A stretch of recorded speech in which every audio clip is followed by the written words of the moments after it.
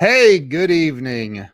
We are live, and I'm pulling this up on my phone, and that, my friends, is why I'm not looking at you right now. So I wanted to come on and talk about something that I think a lot of people, including myself, I'm not judging in any way, but a lot of people don't really step back and take a look at the big picture in their life and really appreciate just how blessed they really are in life. And I work with a lot of amazing people on a daily basis. In fact, I got to say this: last night in the Grow Live Academy, I do a coaching call every Thursday evening and try to have guests come on every now and then. And I know Periscope's gone away. What's going on, bro? Good to see you. Your picture's not showing up though. That's weird. Yeah, Periscope's gone away. What's up, Larry Schneider? Good to see you, bro. So, a lot of people focus on their problems and they don't praise their blessings. They don't look at how they're really truly blessed. Ernest Odell, my brother, thank you. I appreciate it. Scott Ricard is in the house. Bruce Mills, how in the world are you, man? Thank you for sharing. I really appreciate anybody that is sharing this out. Ken, so incredibly blessed. Forbes Riley was on with Christopher and Scott over 2 hours. That is so awesome, man. That is so awesome. So, a lot of people, though, spend their time focusing on their problems and not their blessings. And here is something that is a real key to life. Whatever you focus on expands. If you focus on being stressed about something, it expands. If you focus on being blessed, it expands. Teresa, haven't been able to get you on the. Oh, that's awesome. Thank you for being here. Thank you for being here. So I have a very special guest, a dear friend of mine, a great client of mine. And just more important than him being a client, he is a really, really good friend of mine. I have him sitting in the green room, and I'm going to bring him in here in a second. But I just wanted to say, man, y'all focus on your blessings and they will expand. The more you focus on the blessings you have in your life, the more that things will expand and grow for you. The more you focus on negativity, and here, Grant Cardone came. Why is my watch talking to me? Grant Cardone came up with this bracelet that I love. It might offend somebody, but that's not on me. That's on you. Check it out. That's a bracelet. Like, if you're focused on being a whiner about how things don't go well for you, maybe you should consider focusing on your blessings.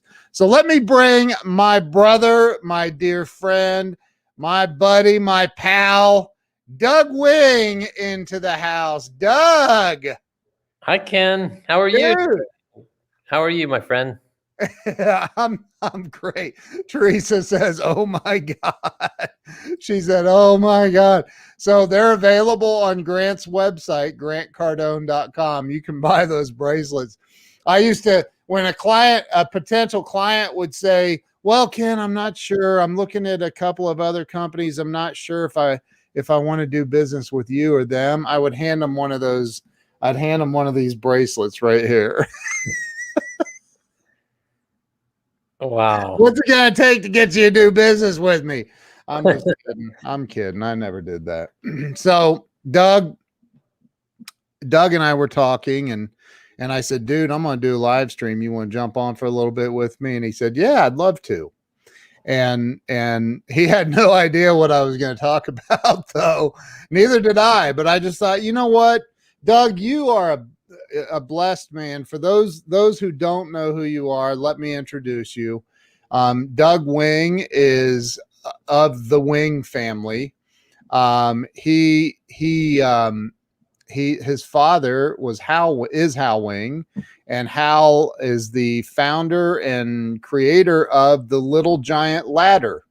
And Doug, after your father passed away, I think you said in 2012. That's correct. Yes. That you and your brother ran the company and continued to build the company and grow the company. And now today it's like the third largest ladder company in the world.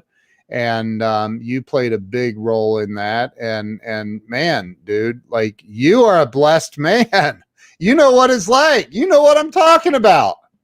Yeah, this is a great topic tonight, Ken, because everyone has blessings, and of course, we need to focus on the positives and not the negatives. And it's hard. I mean, you got to stay away from the news and things like that, and just focus, like we've been talking about, and like you started the show, is just focus on the positive, because we all have blessings, and we need to remind ourselves of those blessings every day.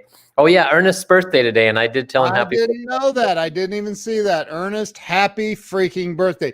Ernest, let me ask you a question. How many people on a live stream today said happy birthday to you live? To thousands of people, man. So happy birthday, brother. I'm really glad that you're here. And Jose Garza shared this out. Thank you. So yeah, dude. So being blessed, like, look, I know that you didn't get any handouts in life. You told me you've been on my show before. You were on my show and you told the story of you and your wife having kids and being broke, being close to broke, right? Yeah. You've been through it. You've struggled through your way to success, right? Sure. Yeah. Yeah, that we talked about. Oh, hey, Larry, thank you so much. Yeah, I think I remember telling you that story about working for my dad. And man, my dad busted our rear ends, and it seemed like he pushed us even harder than the other people, the employees that we had working for us. And now that I look back, and I'm so grateful that he did that. He made us just do all the worst jobs, and probably paid us less than anybody else. But you just learn a lot from.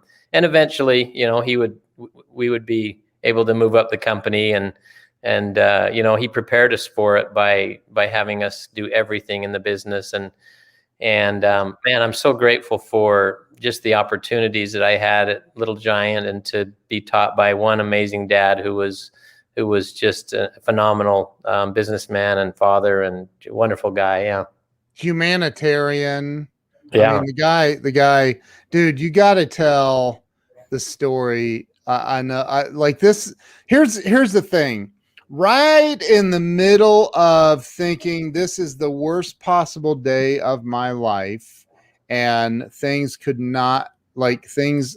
I mean, there's so many people that struggle with this, dude. Like, they don't understand how blessed they actually are. And then God shows up and sends a little dude. He was a little dude, right? Your dad? Yeah, about 5'8". Yeah, short guy. Yeah, it's about 5'8", and he goes, I'm 6 foot, so not that much taller. But so your dad goes into the hospital because he heard about somebody having had an accident. The guy's got to be laying there worried about. I'll let you tell what happened, but hospital bills and everything else. And tell that story, because that is an absolutely amazing story about your dad, who focused on blessings in life, focused on building and blessings, and he really focused on helping other people. Yeah, he had this unique ability to, I don't know how he knew when people were in trouble or needed him. In fact, as I'm writing a book right now about him and his life, and as I do these interviews, I hear these stories, and I'd never heard this story before. So I go and interview this couple. He actually worked for us for quite some time. The gentleman did, and his wife worked at the bank that my father banked at. And so she said, Steve, tell him the story about when you were in the hospital. And Steve says, well, I got in that accident, and your dad came and visited me at the hospital, and that was the story. And she goes, no, Steve, let me tell the story. And, so here we are in this beautiful cabin up by the golf course in Springville, Utah. I'm interviewing these people. And she said, Steve was in this really bad accident, industrial accident. And this machine he was working on, there was a problem, and something like it kind of exploded, and there was shrapnel that sent shrapnel, and it went into his body, into his chest and things. But the worst part was it almost blew off his leg from the knee down.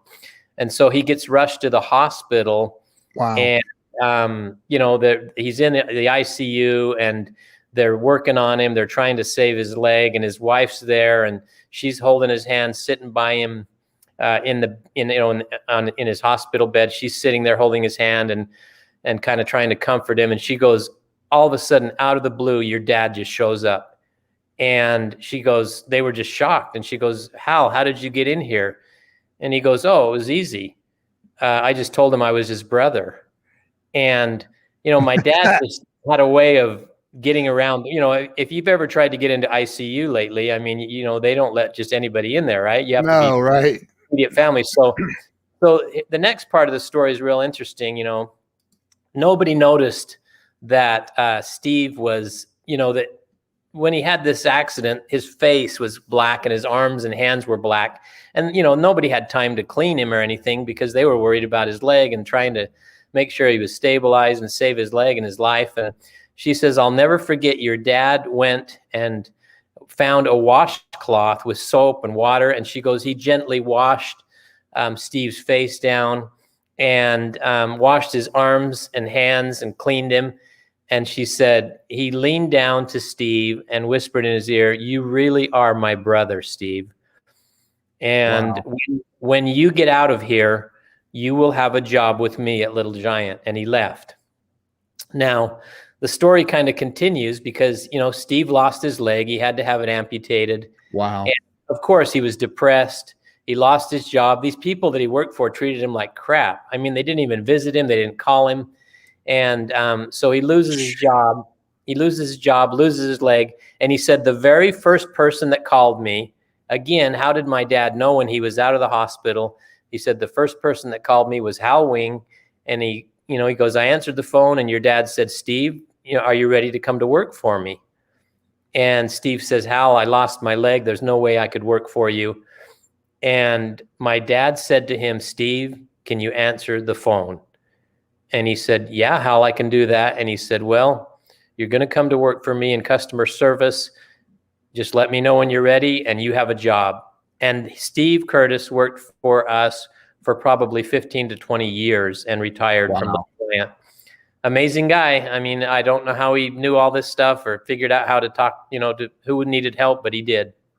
That's the thing is your dad, and Samuel Sneed says it right here. It sounds like your dad, because you sent me the, cause I'm helping you with a bunch of stuff too. And you sent me the kind of manuscript of some stuff that had been put together. And I'm reading this going, are you serious? Like, okay, listen, and this isn't this show's not all about your dad, but I do want to talk about this, man, because your dad, there are people in this world who say, oh, I'm a good, faithful, spiritual person, or I'm a Christian, or I'm a this, or I'm a that.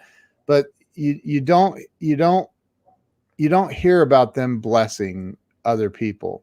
And it sounds to me like your dad, and I'm not saying that's everybody, but your dad was looking for ways to bless others in life.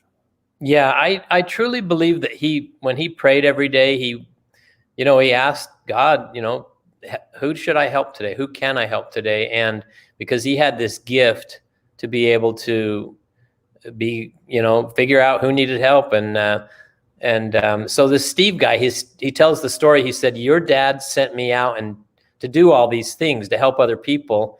And he goes, he always wanted it done anonymously. He goes, one day your dad called me and meet me at this address. He goes, I show up and he said, Steve, look at this guy's roof. He needs a new roof. And he goes, knock on his door, tell him that someone is going to buy him a new roof.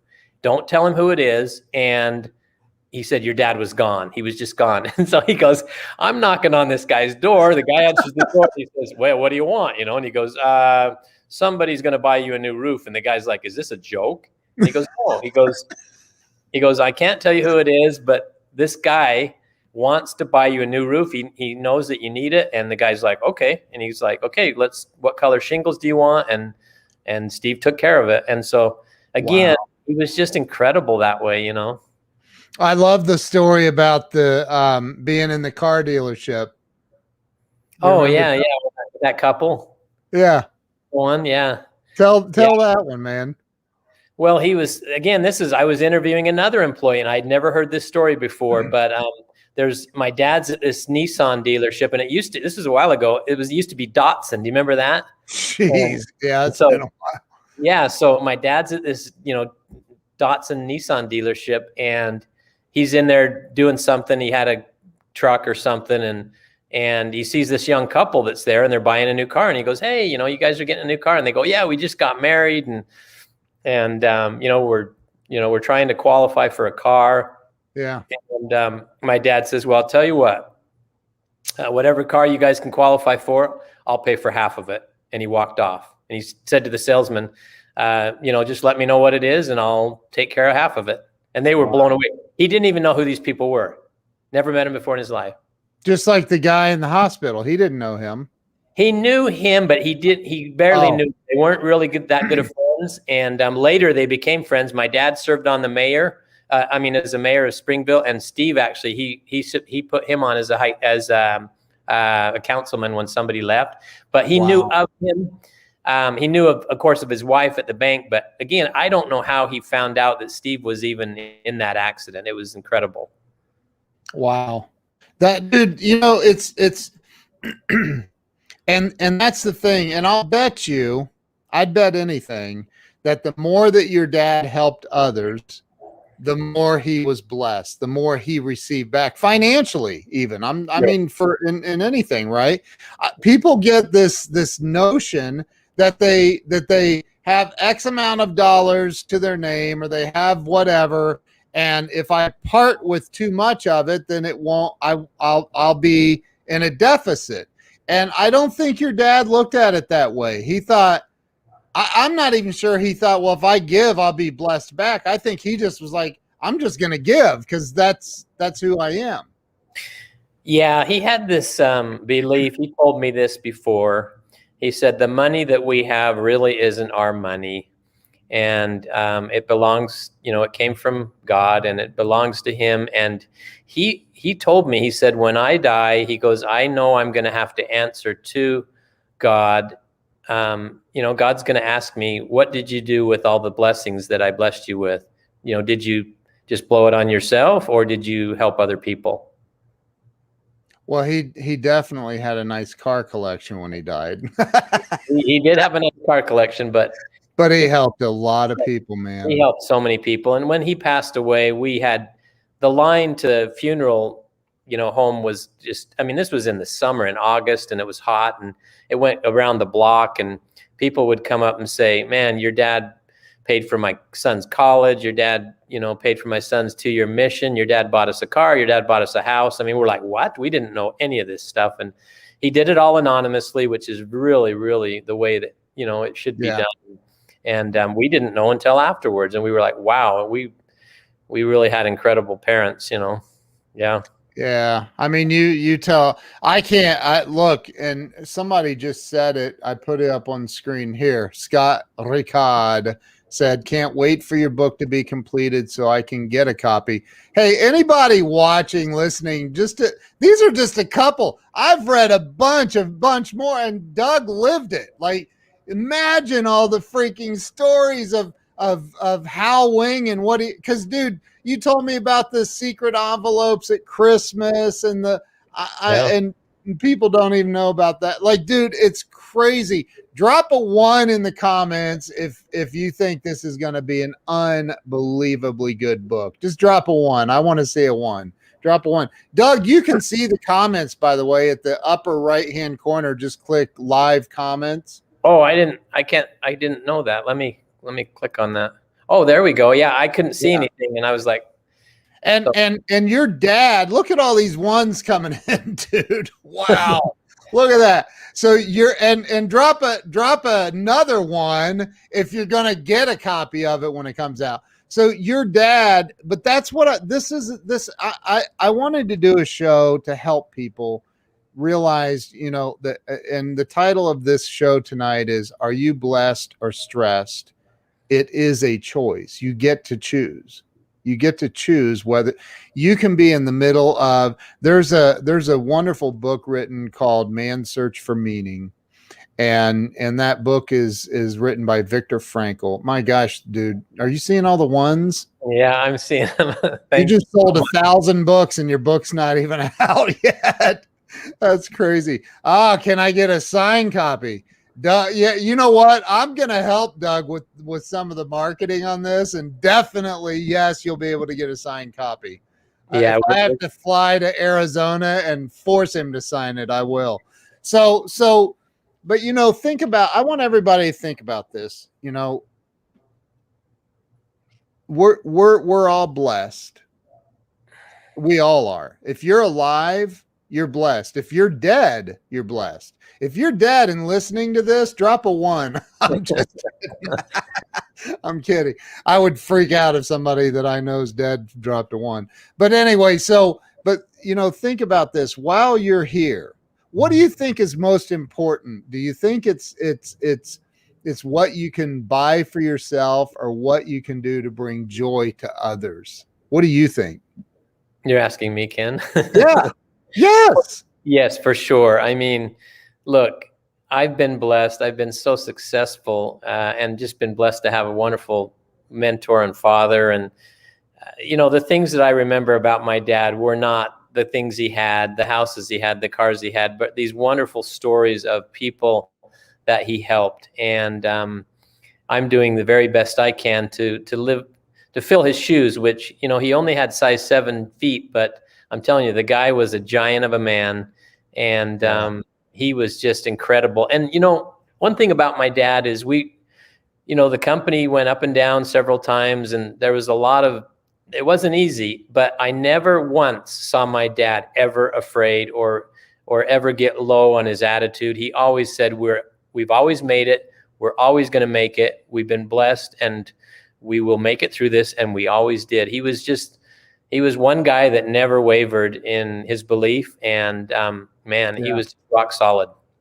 I know also that he was very eccentric and a little bit of a crazy man. I mean, you've told me stories about being out on dirt bikes with him, and he's just zipping past everyone, and he enjoyed life, man. He lived life to its fullest. Is that true?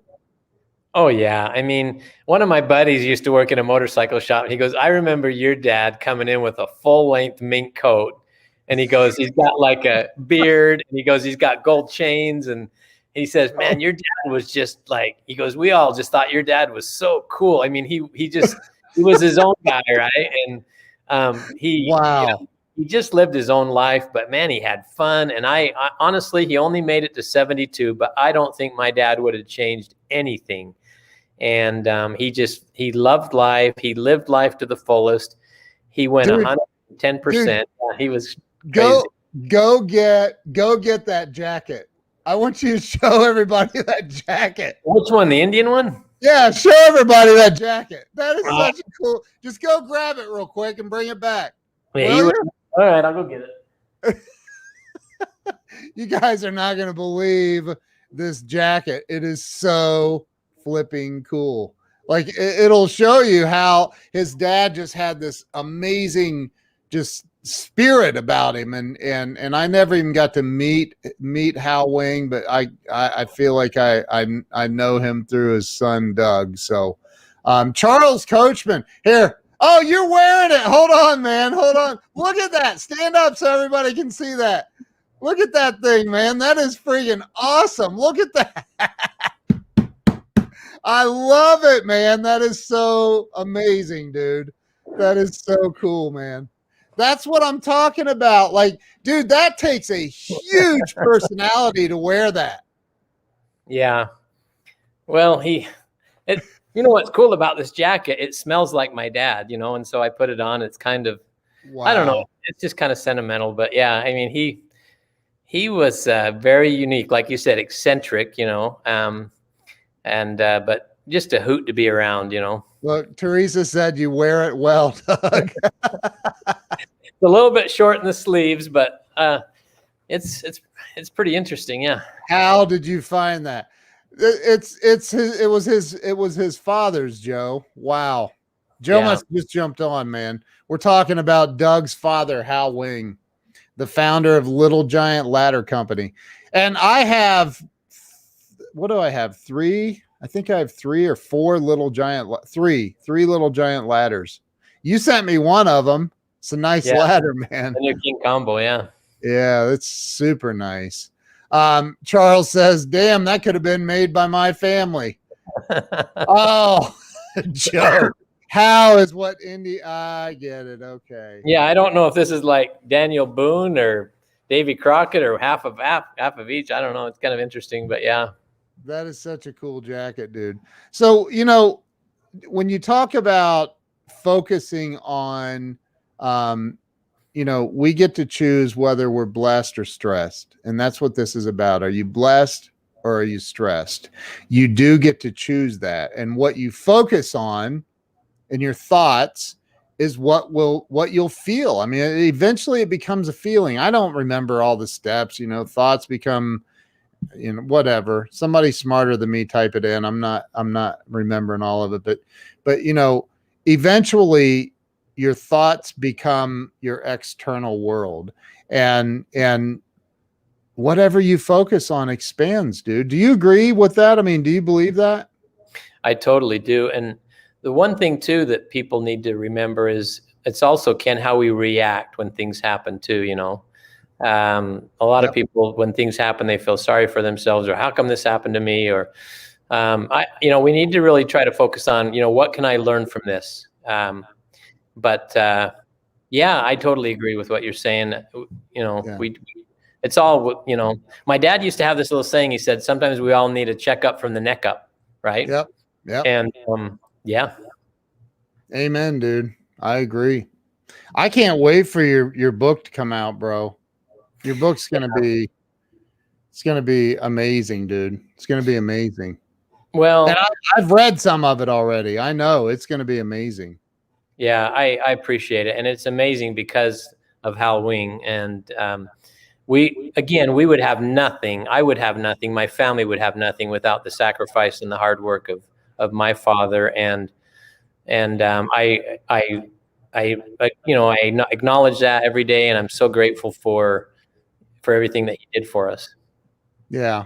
Well, but you know what, man? I mean, I hear what you're saying, and I agree. Justin. I know Justin loves it. That's right up his alley. So I agree. However, I will say this: I've gotten to know you really, really, really well, and you know, you're a pretty smart dude, and you're a really, really good dude. So I think you would have figured out, you would have come up with something else, a step stool to sell or something. I don't know. Well, again, you know, the theme for tonight is I am so blessed in just every area of my life. And I mean, I've got a new house that I'm sitting in right now, and and I'm just so grateful for just everything I have. And a big part of that is because of my dad and his sacrifices for us, and his example and the things he taught us. And I'm just so grateful for what I have, and for great friends like you and Jeffrey, who have, you know, helped me with this book. I mean, I wouldn't have done this book without, you know, your help, and Jeffrey's, and saying the story needs to be told, and this is going to be wonderful.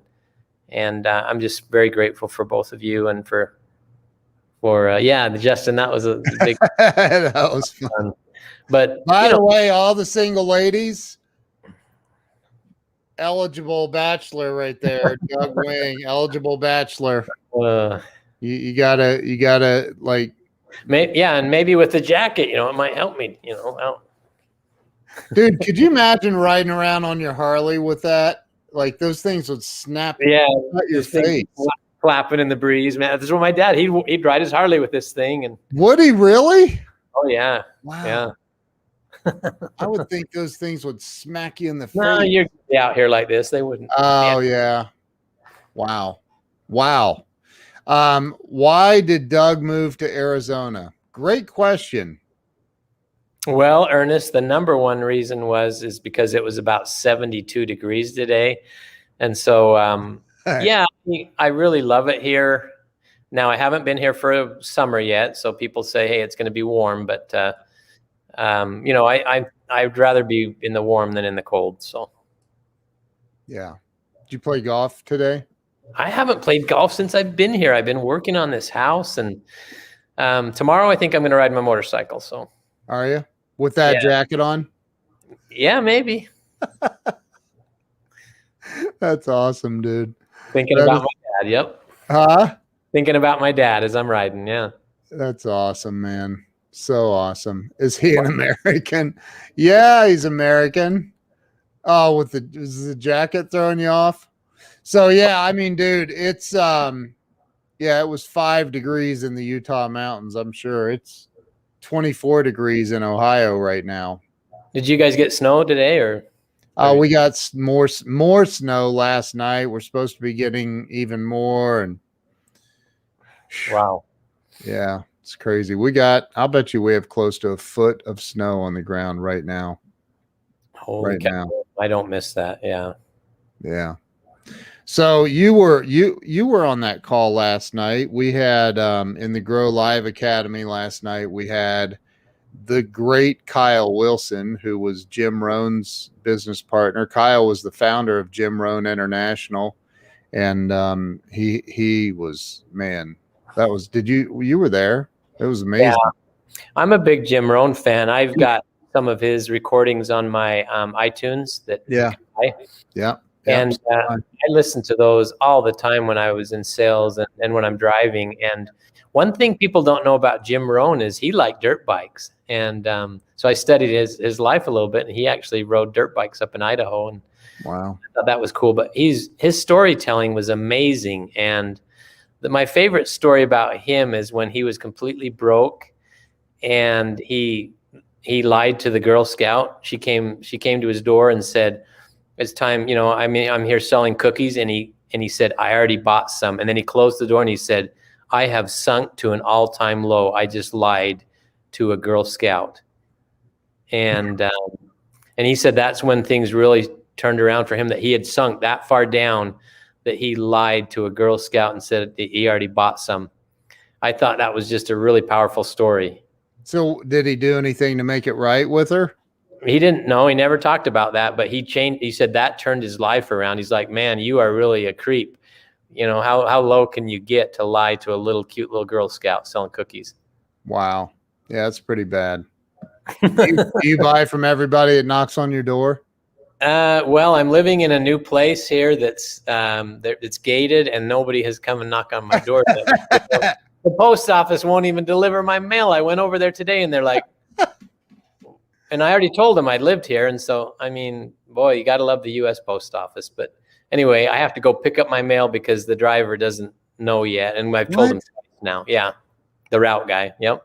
Wow. That's not cool. It's very not cool. He's like, I've been driving around for days. I can't find this place.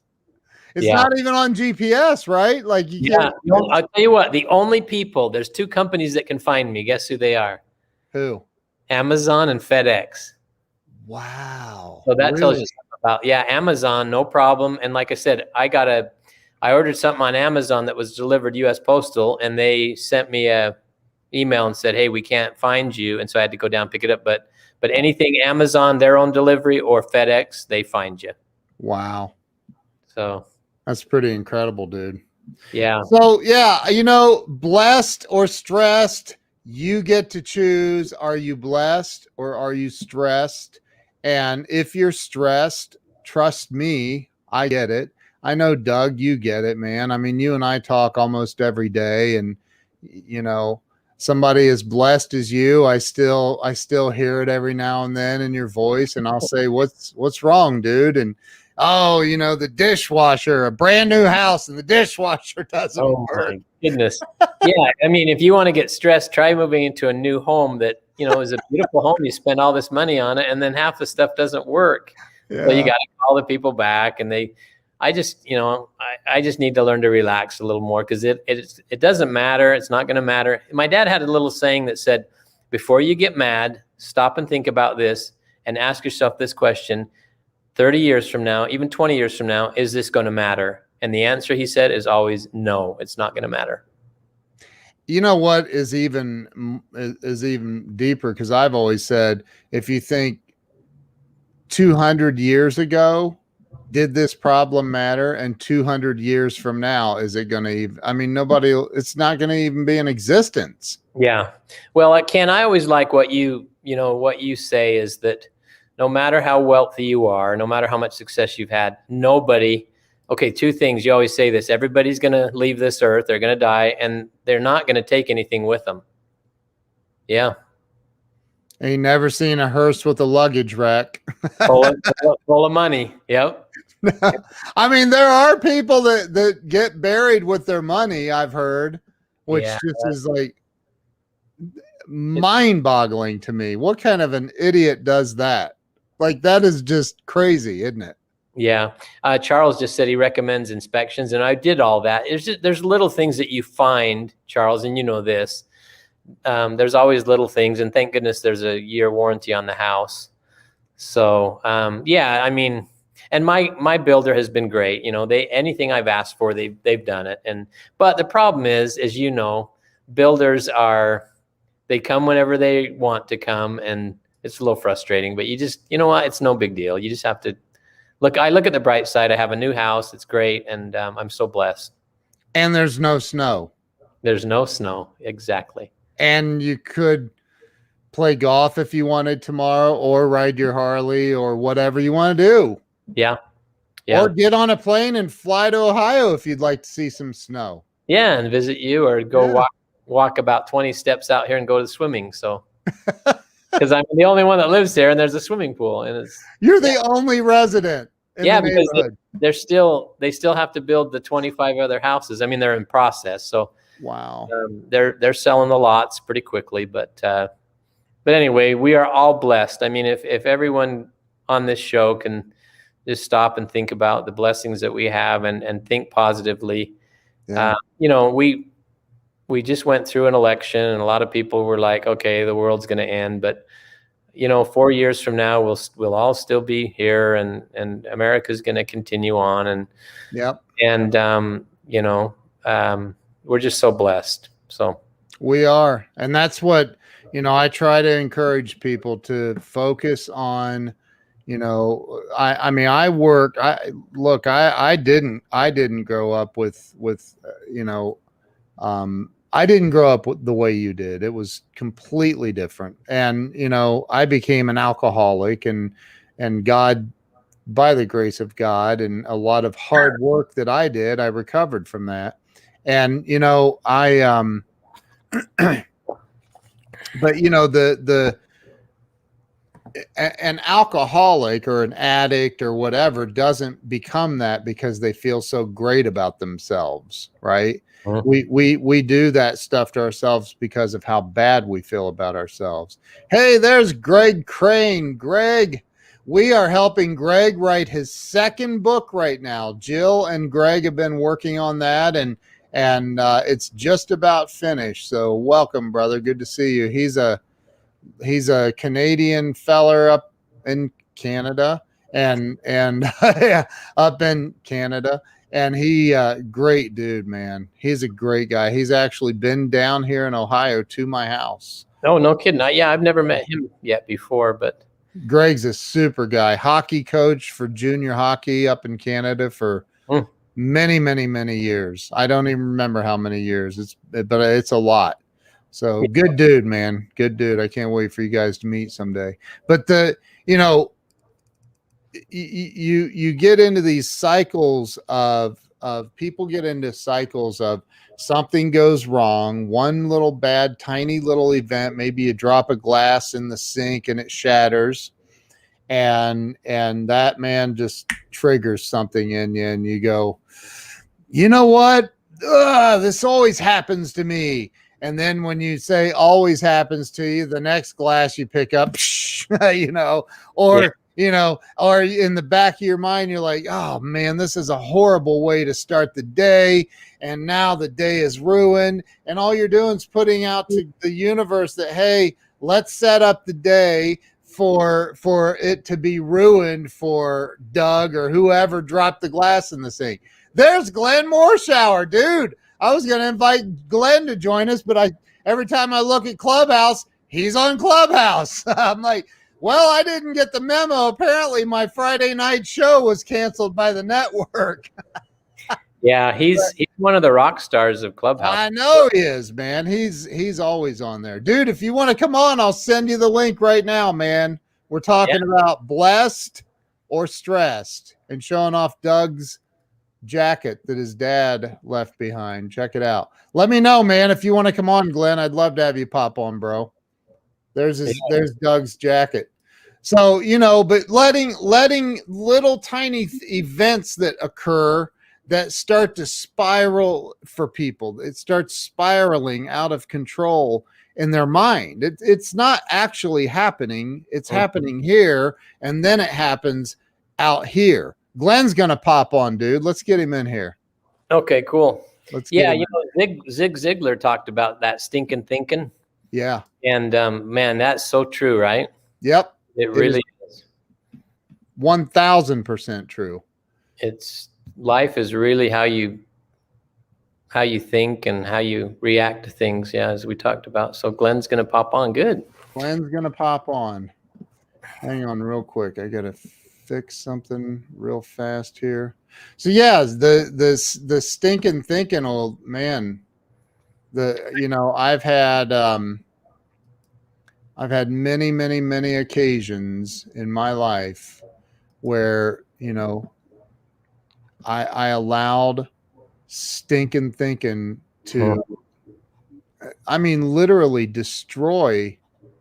And people don't realize it, that so many things that go wrong in life. They go wrong because we get into these cycles of feeling bad or feeling sorry for ourselves or have you ever thought, like, for example, I don't know if you've ever had this or not, dude, but where like you feel scared about something, like you're really overly concerned about something, and then you later realize that man, my brain made all that up. It wasn't even true. Yeah.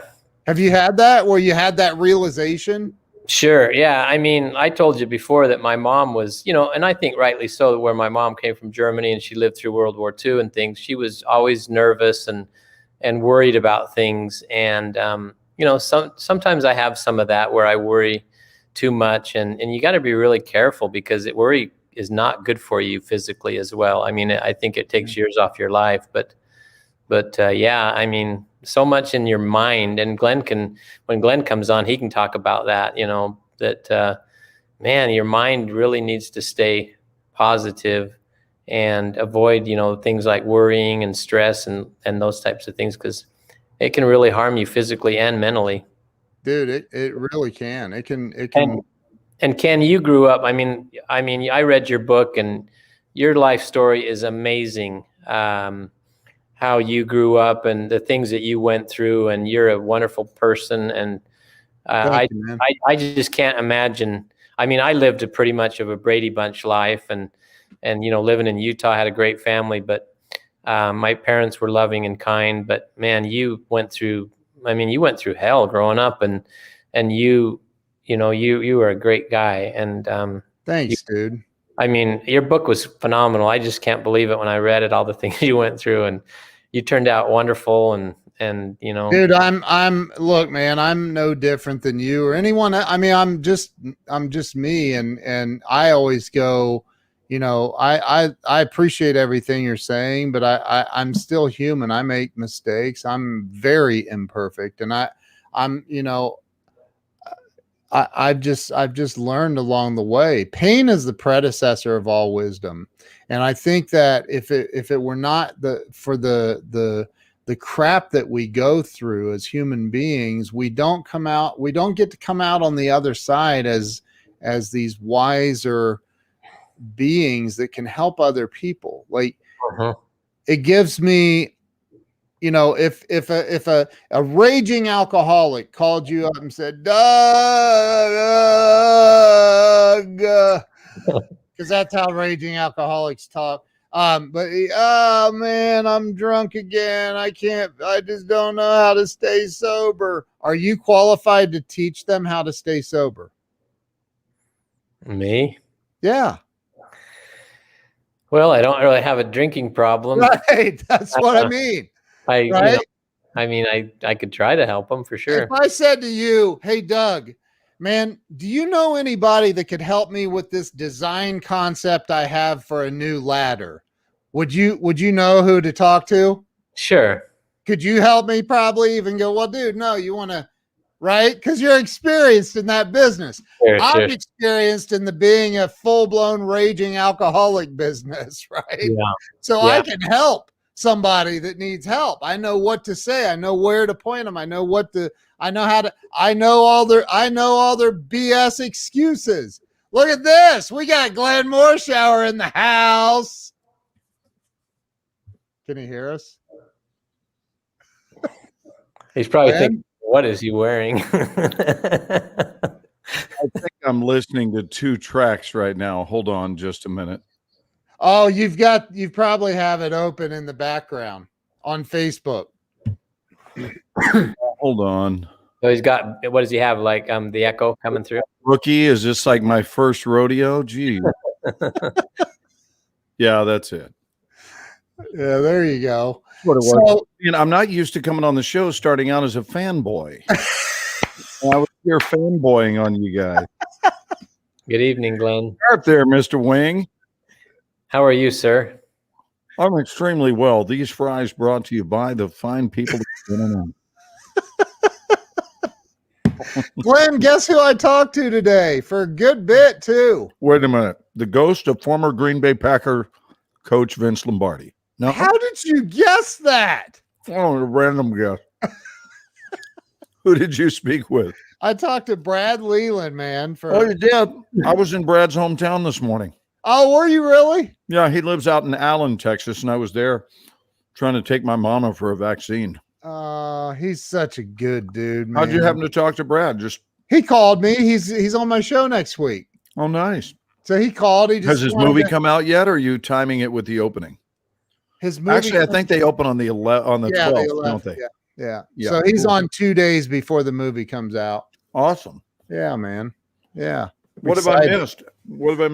What are you guys talking about? We're talking about, I literally, Doug and I were talking and I just, you know, I during our conversation, we've talked a lot about his dad and talked about being blessed, being stressed. And I just thought, man, what a great title for a show. I said, dude, if I go live, you want to hop on? I hopped over to Clubhouse and I saw you were in a room and I'm like, I'm not bothering Glenn. And so I just said, and I went live and said, the title is, are you blessed or stressed? It is a choice. I think or you get to choose. You get to choose.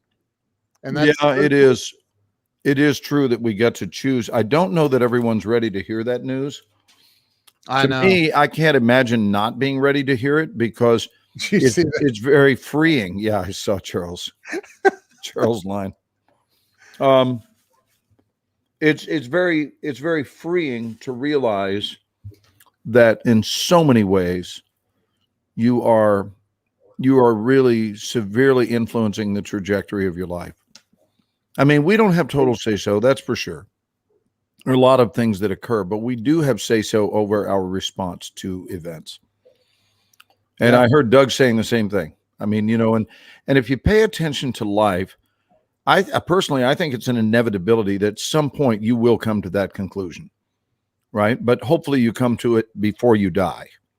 Hopefully while you're in this form, in this body, it occurs to you that you have say-so and you can decide which groove you want to live your life in. Are you going to live it as a complainer or as a celebrator? And here's the problem. Once you have created a habit of living in a particular lane, the things that show up, and this is what I think is key, the things that show up are the things that are akin to that lane. Yeah. So if you live in the lane of negativity, for example, the pop-up windows that show up in your life, they're not positive. Those are not positive because they're linked to the groove you're in. Yeah. So you have to decide, what lane do I want to be in? And then in doing so, you wind up creating a whole different frequency of pop-up windows, the ideas that occur to you. You know, someone in one of the rooms today talked about be happy then, be happy, comma, then. And I thought it was brilliant that you make a decision to be happy, comma, and then watch this, and then hear these other things come. Yep. But those things don't show up unless you've made a decision to drive in a different lane, you know? And I think one of the reasons that's hard for people to accept is because then I guess owning your situation can be painful, because then here's the problem. If you're someone who gets great release out of blaming, then that's not going to be easy, because now you can't blame people anymore. But see, I think that, don't you think that there are people who do that? And do what? This is a rhetorical question, by the way, because I already know the answer. I've done that where, I mean, dude, let's see, when I was 8 or 9, probably, when I took my first drink, like knowingly. I mean, my grandmother used to rub whiskey on my gums as a baby when I was cutting my teeth. I heard some kids get milk. Yeah, Ken got Jack Daniels or something. You know? Yeah, but you know, I just want to point out that we might have had a grandparenting issue there. My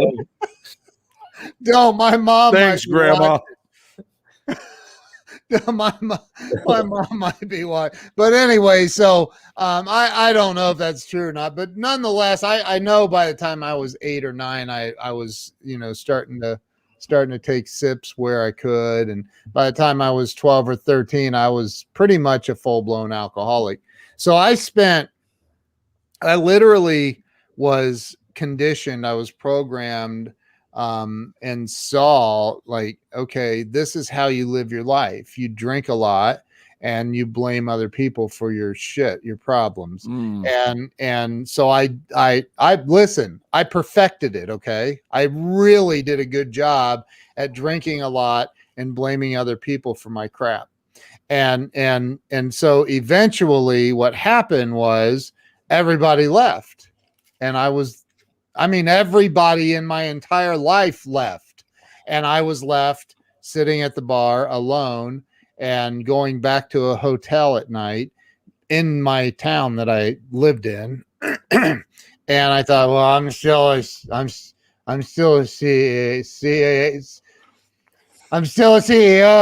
of my company, so I'm okay. And I drive a Mercedes until I get pulled over in it. But, like, you know, I was out of my freaking mind with blaming everything and everybody around me and not taking responsibility. And once I learned to release all of that anger and that frustration and that pain, and I turned it over to God, and I got on my knees and I asked God to forgive me, forgive others that harmed me, and prayed for those people to be blessed with the same blessings I wanted in my life. And that's so hard to do, man. But when I did all of those things, something miraculous started happening. And that was, I stopped blaming people. I still have my flare-ups. Ask my wife. Ask me, your other wife. I would know. Well, you know, it is all your fault. But anyway, so moving on. Hello, check please. Check. But like, I got really, you start taking responsibility for your life. You don't feel resentful because your buddy's sitting there eating fries from one of his favorite places on Right. planet Earth. You don't have fry envy. No, never. But you know what, Ken? I think for you, it all harkens back to, most babies are brought into the world, and as they learn the English language, it's mommy, daddy, Right. stay with me, mommy, daddy, Randy, but not Ken's life. It's mommy, daddy, Stoley.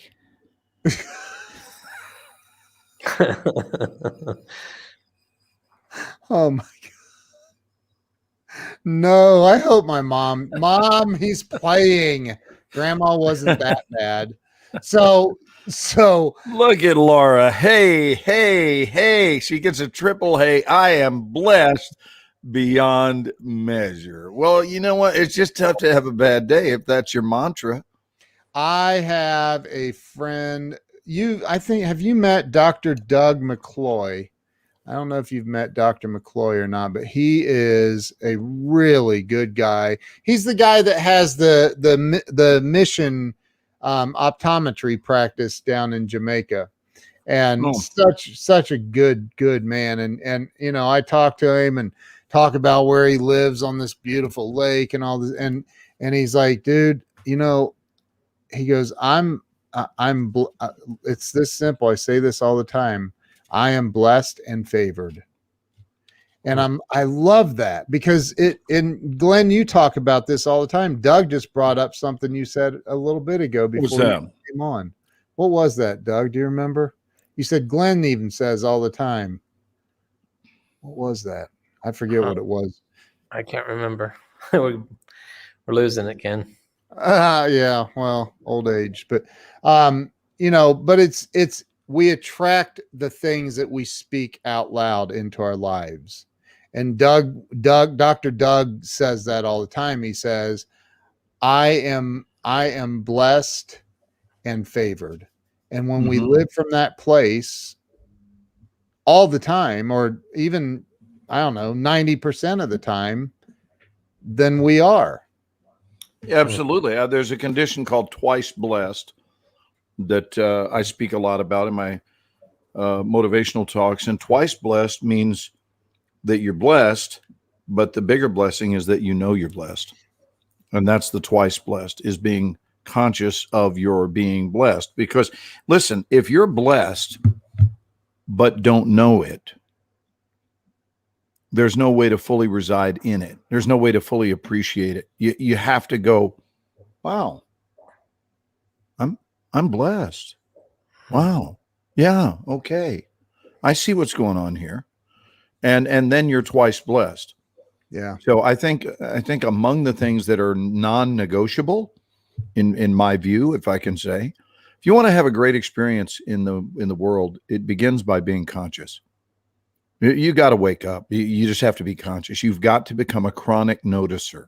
Yeah. And as a chronic noticer, things won't get by you because you'll be too busy noticing. You're looking, going, that's cool. That is, look at that cloud. Look at that. Look at those two bugs. Look at them making love to each other. That's awesome.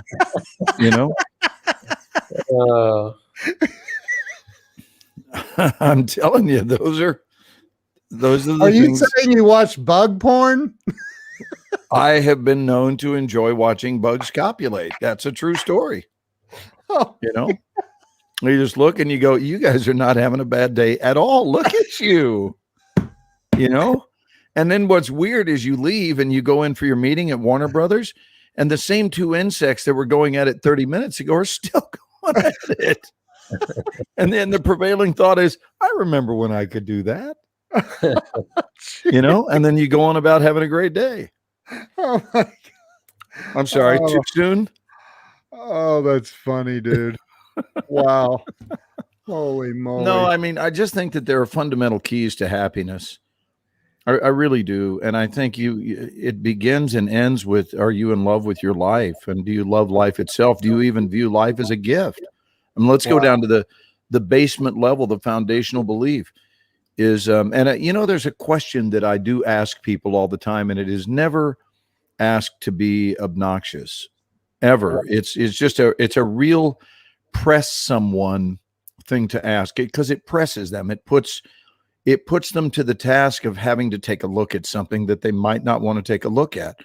And that's whenever someone says something that is evidence of the already made up mind, right? They'll say something like, it's just that way in life, or whatever it is. And they're usually frowning when they say it, it's some pronouncement about life. And I say, so do you want that to be true? Mm. And it stops them in their tracks. You go, so do you want that to be true? Because you're sure talking a lot about it like you want it to be true. Is that something you want to be true? Wow. And they go into reflection, and you go, yeah, because that does not have to be true for you. That you are in a position of choice. So have you given any thought if that's even something you want to be true? And the answer is, if you mean it when you say, well, no, I don't want it to be true. Like a guy said today in one of the rooms that I was leading. Well, the big one that was my own room. It's the first time I've ever opened my own room, right? I've done them with other people, but I opened the room myself and started, and it came from not wanting to be suppressed when I had something really valuable to say. Mm. And if you feel like you've got something really valuable to say, you might want to just go ahead and step up to the plate and say it. Right. Yeah. So one of the people that was speaking in the room just said, I've got these kids and it's just that time. It's just that time. And so it's that time in life where it's hard, and they are 9 and the other one, it was really disproportionate, like 9 and 16 or whatever. And I said, do you want it to be that way? And he goes, what? And I said, do you hear the evidence? I'm not being critical. I'm asking you, if you hear yourself, do you hear the evidence of what I refer to as the already made up mind? Because you've already made up your mind about that. So do you understand that becomes inescapable as long as you constantly bombard discussions by saying, well, it's just that time in life, where you don't really get along with your children. Really? I want to say it again. Really? Because I never went across that bridge where I pre-decided, well, we're in that time where you just don't get along with your children. And I'm convinced that's why I got along with my children. Because I didn't decide, well, let's just write the next 5 years off because, this is the time when parents and children can't possibly get along. My point is this: there are too many times that people are making the decisions they make in their life based on their internal imprinting, which wasn't even theirs. It was downloaded by society, and they bought into it. Yeah. Innocently, usually way back when they were kids, and they've been living as though it were so. And then all of a sudden, this, you've heard me, Ken, talk about like even the song, for example. I don't want to go off on any one thing, but for example, there was a song many years ago, and there are a lot of pieces of music that are like this. It was Karen Carpenter's hit, "Rainy Days and Mondays Always Get Me Down." Let me say that again. Rainy days and Mondays, not just rainy days, and Mondays, next keyword, always, not some of the time, always get me down. Can I just mention to you that rainy days and Mondays have never gotten me down, ever, not one time. Why? Right. Because I don't buy into that societal download that says, oh, it's gloomy out there. Really? What, I'm sorry, what does it mean? It's gloomy. What do you mean? Well, it's raining. Oh, you mean like the world needs? Is that what you meant to say? You mean like because it's raining and the earth needs rain, and that's what we're supposed to be depressed about? Thank you very much for that ridiculous download. I mean, come on. Rainy days and Mondays. I've never once in my life. That's a big statement, Ken. Not one time in my life have I gotten down because it's Monday. And No. here's the deal. If you're someone that's down because it's Monday, go change your friggin' life. Get a different relationship with Mondays. Because here's the deal. If that's true, you have mathematically decided to have your life suck 1/7 of the time. Yep. Every Monday, you've decided it always gets me down. Now tack onto that all the other days of the week when it rains, and please God, don't move to Seattle. What? Wait. Charles says yesterday was the anniversary. I wonder if she died on a rainy Monday. Well, I'm not making fun of Karen Carpenter, but I Neither wish there am I. had been a I'm just metaphysician. I wish there had been a metaphysician in there going, hey, Karen, we got to do better than this. I mean, it's beautiful music. I really love your voice. I do. I love the tone, but the lyrics, honey, come on. We can't send this out to people. The kids are going, rainy days and Mondays always get me down. And then we wonder why Monday morning they're shooting up. Oh my God. I'm sorry, too soon? Oh my God. That's funny, dude. No, I mean, Wow. you know, why do we tell ourselves things that are not so? Why do we do that? I don't know. You missed last night. We were in a room with I'm not Doug. even high right now. I'd just like to mention that. I know you're not. I don't even do drugs. Justin did a room last night for, what was it? The dating game. Yeah, and we had Mark Rodriguez and myself and Kellen as the bachelors and the bachelorette Oh, no, wait a minute. You did this on Clubhouse On Clubhouse. for you 2 did hours. not. That's Yes. beautiful. Yeah, It was really fun. And So Mark, wait, so who was the host? Justin. Justin was the host? yeah, yeah. And Well, it was tell and us about that. I'll shut up. I want to hear. no, it was about Doug and Mark Rodriguez are looking for a mate in life. The right mate, not a mate. The Yeah. right woman is, and so it was a great So, discussion. After the evening, was that still true? Or did you find the right woman and you're good to go now? I didn't have any messages from Did you? anyone. Oh, you didn't have any applicants? Yeah, but no, but didn't you think Jennifer was really good, Ken? But Dude, she was Jen, Oh, Jen was in it? oh, dude, she, Oh, Hey. Jen's an angel. dude, she was right on. She was great. laid it. She said, well, I don't want to go into all of it, but she laid it out. She talked about faith in God and I mean, just really, she was amazing. She was amazing. I had a meeting with her today. I'm like, you've got to become she could be a relationship coach. I'll bet she could be any kind. She's amazing. But I want to hear your take, Glenn, although it was rather for you, it was rather I wish I'd have known that, Doug. I would love to have listened to you guys. We're gonna do it again weekly. I think Justin. Okay, well, the earliest I could do it would be tonight. I can't do it until tonight. What were you going to ask, though, Ken? well, so I just would it was easy, not easy. I shouldn't say easy, but for you, it was serendipitous, maybe. Yeah. Would be the word. It was just one of those things that happen. And look who's here. Jeff Christensen is here, aka Jay Fox. Jay Fox. Good morning, Jay Fox. All the hits, all the time. That's my buddy. He's awesome, man. He was just in the other room with us. Oh, was he? Yeah, and my phone died. So they probably thought I was being rude. Things are not always what they appear to be. It's like, God, Glenn just dumped us. No, I stayed on the phone so long that my phone died. And then I went to feed my face hole. Dude.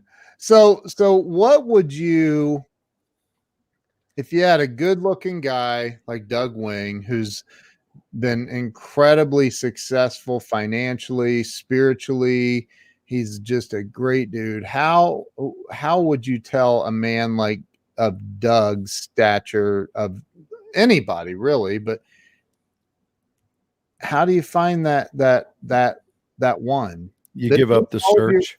Your criteria, huh? You give up the search and just be. There's no need to search. Just be. They'll seek you out. They'll find you. That's how strong energy is.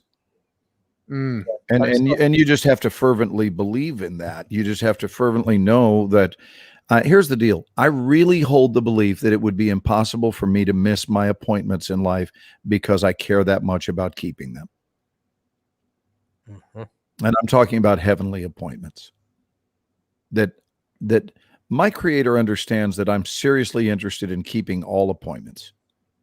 Therefore, I don't need to go on an active search for them. All I have to do is keep being fully present everywhere I am, suiting up and showing up, coming from love. And oh, here, look at this. Look at what Colleen said. And Cindy, Yeah. Yeah. I get it. literally, they said it back to back. Wow. Sometimes, Yeah. So I didn't see that, but it's how I feel. is that what you're What'd you- saying? Sometimes we push too hard. We try too hard. We're trying too hard. Yeah. Yeah. I think the effort comes at just in taking a stand for our truth.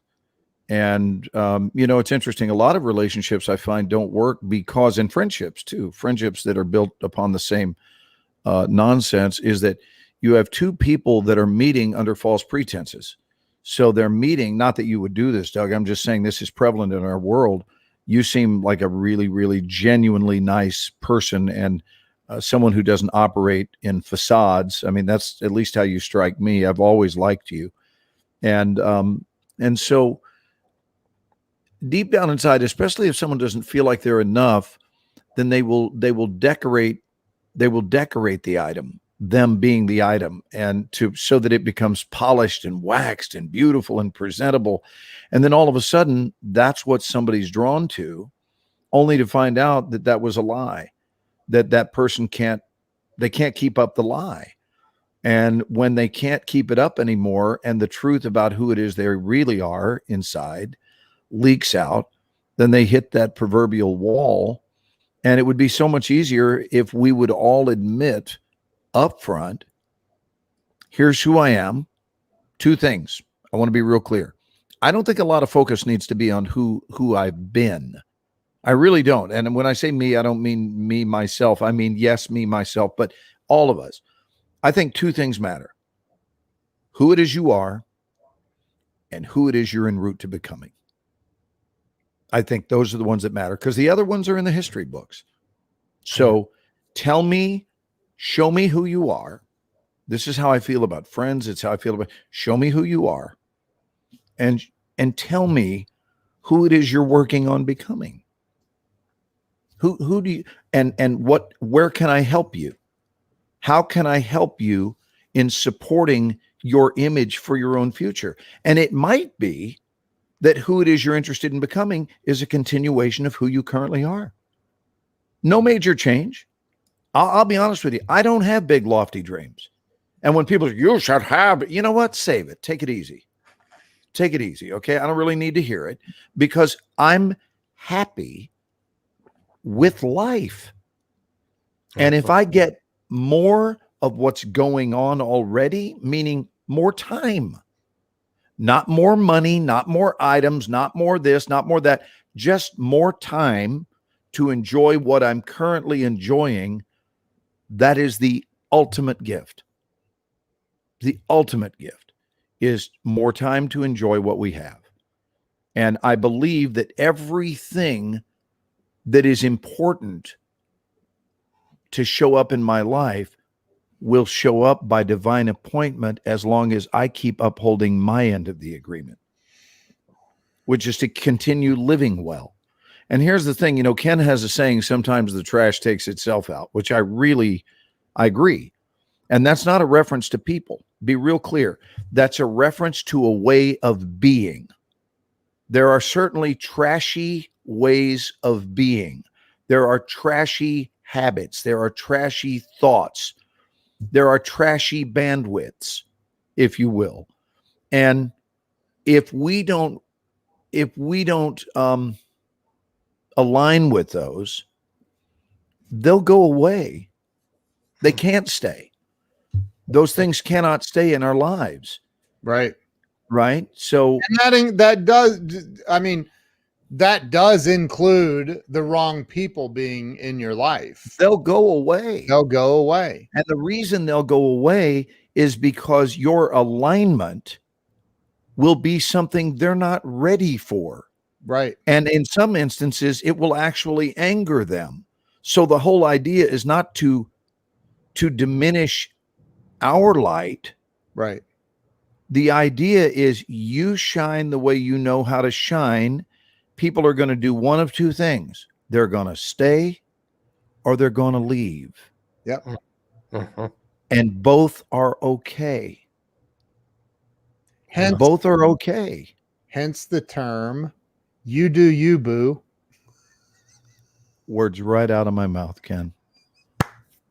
You know, it's what I was going to say next. Oh, that's great advice, Glenn. I really appreciate it. It's so true, man. If you just, it's like I've said, you just live the best version of you that you can be, and love your life and do what you already do, Doug. Doug is one of the kindest, most generous people I have ever known. He just is a generous man, and you just keep doing that. The right one is just going to show up. Jeff, you do. Oh, just quote you. 2.5. Yeah, that's funny. Yeah, it's all about vibrations, man. It's the energy we put out. Mm-hmm. Do you realize that Monday of this week was 2121? Just saying. Was it? Wow. Oh yeah, that's true. Yep. No, I did not realize that. No. What does this say? Complete honesty. What you see is what you get. Share your happiness. If you aren't a happy person, the one you were talking to will see it. It's true. See? Yes, please. Yeah. Yes, please. Colleen, I love Doug, what Colleen's saying. she will show up, I promise you, when you least expect it. Wow, appreciate the comments. Wonderful. And I'm going to be there and live stream the damn wedding. Well, I don't know. I don't know if it would be when you least expect it. Because like if I were least expecting, like if you were, no, I can't even go there. Hey, we love our Dougie. We do. We love Doug. You know, one of the things I love about Doug, by the way, we'll be back after these words from our sponsor with another episode of What You Love About Doug. And what I do love about Doug is he reminds me of my wife in the gentleness department. He's a truly a gentleman.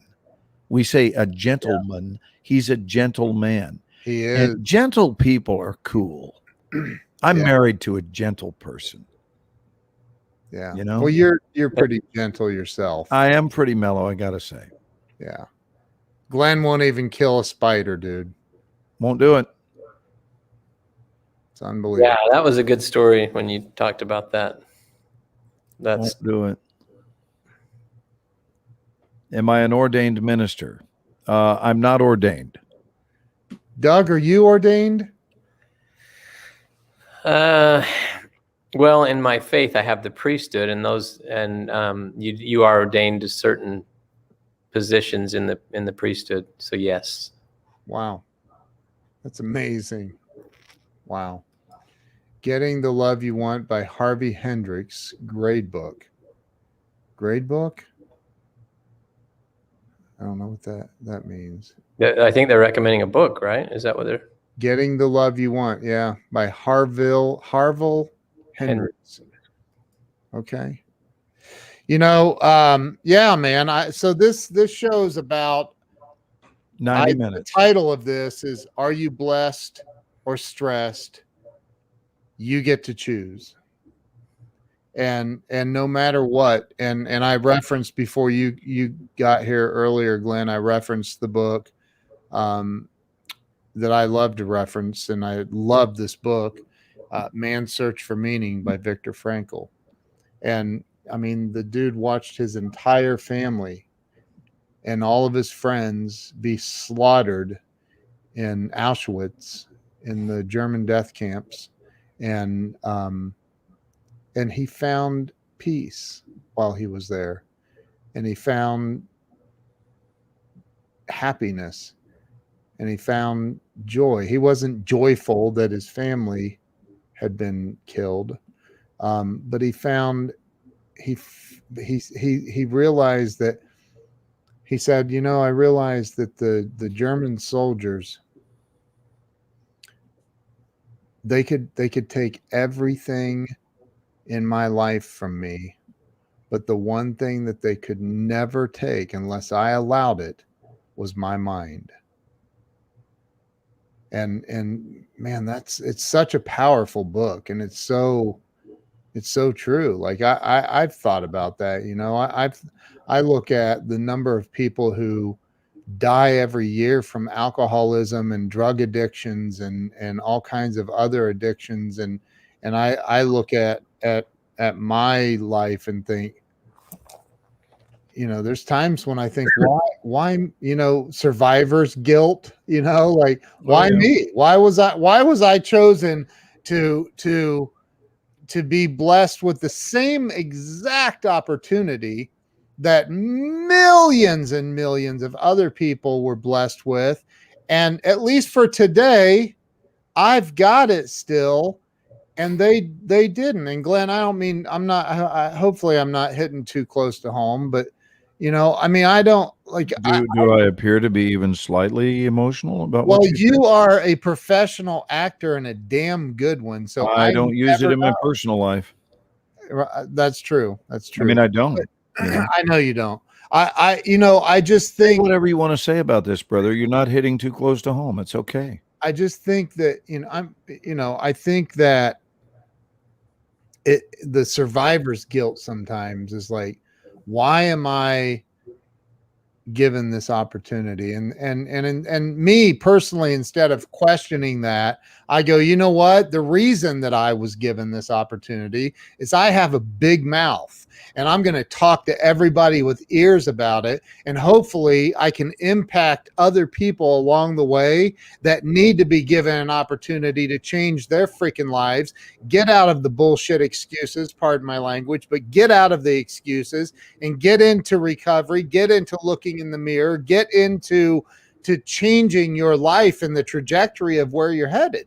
Right. But do you get, and I know the answer is yes, but I want to remind you of something, that the more you do that, which is a lot, the more you do that, listen carefully, my dear brother, the more you do that, the more you hear you doing that, which means you cannot keep from responding to your own coaching. Right. Which is great.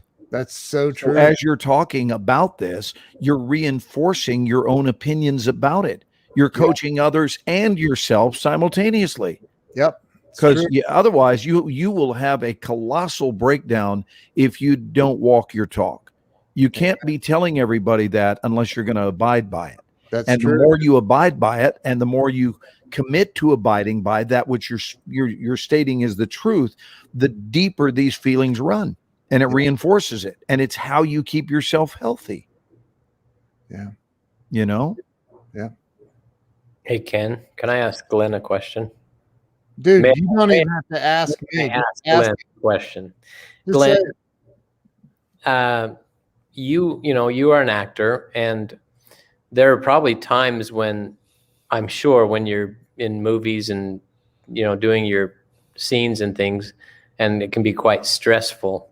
What are some of the things that, to make sure you make the scenes and do all that? What are some of the things that you've learned to do when you're under stress like that? Because I'm sure that there's pressure in some of these scenes and things like that. Pressure rarely appears. And if it appears, it's because something wasn't handled well. Right. And when I say that, this is not blame, it's about assigning a reason. So I just make sure that the reasons are not self-induced. Right. So that's my only protection against it. Just make sure that I'm upholding my end of the agreement. I'm keeping my side of the street clean. But for example, if you show up on set and you've not been given a script and you don't know why, now this happens very infrequently, I'm not at liberty to say when it has happened because that would jeopardize my position. But there have been projects that I've been on. It is not the current one I'm doing, and that is hand to God. That's the truth. I am as happy as the day is long on The Resident. I love that show, and I love the way it's run. But I have had experiences where a huge amount of dialogue was thrown to me that morning, and nobody had bothered to send a script, and we're shooting in 10 minutes. Oh, wow. Ooh. Holy cow. And that's stressful. And the release on it is whatever happens, I didn't put myself in this position. So the only real hard time that I have in life is when I realize that someone else's choices are creating a situation with me that allows me, or that doesn't invite me, I won't say prevents, but it doesn't invite me to be at my best. It doesn't invite that because it doesn't provide it. It doesn't facilitate. And you say, well, you're at your best and you're going to shine anyway. Yeah, I'm going to shine. I'm going to do what I know how to do, but it is not the correct nor the preferred environment, because nobody's going to be handed 2 full pages of dialogue and you look at it and go, okay, I'm good. I'm ready. Word for word. No, you're not. So the proper amount of time must be given. And if it's not given, then we have a problem. And here's the problem. The problem is you're the one that's left out. You're the one that's left hanging out to dry. I mean, because nobody else is owning their role in it. So if you're there and you're stuck and the words aren't flowing, you're the one that looks like the idiot. And that's difficult to take. When you realize the only reason these words, I'm not blaming, but I definitely want some ownership here. The only reason this struggle is occurring is because someone didn't do their job, and that someone is not me. This is one of the reasons, as much as I can in my life, I intentionally try not to depend on a lot of people. I try to be as self-reliant as I can and to mitigate by not depending on large bunches of people, because I have too high a standard in my life to depend on other people. We all have to depend on other people. There's no doubt about it. We do. But we got to be real careful about who we're depending on. That's key. And the higher your bar is, the truer that is. If you have no bar, how about this? If you have no bar, I have news for you. Please depend on everybody. Just depend on everybody that they're going to deliver. Of course they will. There will never be a disappointment because everyone's an extra miler. Yeah, well, if you believe in that, then you believe in the tooth fairy, because it's not the way it is. So I am used to working at a very high level, and I have very high standards. They are not unrealistic. They're professional. So you only want to work with a team that shares that same vision of professionalism. You don't want slackers. I mean, who that wants a company to succeed says, okay, so listen, we're going to dive into this thing. We're getting underway first thing tomorrow morning. We still need 4 or 5 employees. And what I'd love to do is fill those slots with slackers. Yeah. Yeah. Right. Sure. It just seems like that would be the correct decision. Who has ever done that? So it's okay. It's okay to be selective when choosing who you want to be in the inner circle of your life. Right? I don't think everyone deserves a spot inner circle. I think that everybody deserves love. Everybody deserves respect. But you better betcha I have different rings in my life. And that's how it's always been. And I want it to continue that way, because it can be a real problem if you let someone who didn't earn it into the inner circle of your life, and it becomes very problematic when you realize they do not have the standards that you do. And that's not on them. That's on you. Hmm. That's on you for having let them into that point. You know, I mean, if you had your home recarpeted with beautiful snowy white carpet and someone comes in with their boots that have mud all over them, I mean, well, that's on you for Yeah. not making your policy understood. Yes, you are welcome in my home. You are not welcome in my home with your big, juicy, muddy boots. You are welcome. But here's the deal. You take them off. Now Yeah. you're welcome. That's called respect. That is an acceptable boundary. Yeah. And then here's the thing. If your policy is, hey man, just whatever, just come on in and let's hang. Right? If that's your policy, then who are you gonna look at except yourself when you look and your brand new carpet has been ruined? Mhm. And it's because you didn't have any boundaries. You just said, hey, it's a party. Let's let everybody in. Right. So I have a little bit of a higher standard for people I play ball with. And that's why sometimes the answer to movie offers needs to be no. Yeah. When you find out who's involved, what is the material, what is the standard, and then because if you get involved with a bad project, that can be injurious to your career. And people are going, is his career okay? Why did he do that piece of garbage? Mhm. Yeah. True. I don't know. I may just be rambling here, but hopefully it makes some kind of sense. It makes perfect sense. You're 1,000% right. I just think I have maybe an insistence upon precision that I don't often see. Yep. That doesn't make me special, but I do feel different in that regard, is that precision is very important to me, but that's because I want specific results in my life. And what I know, nobody has ever written the book, Half-Ass Your Way to Greatness.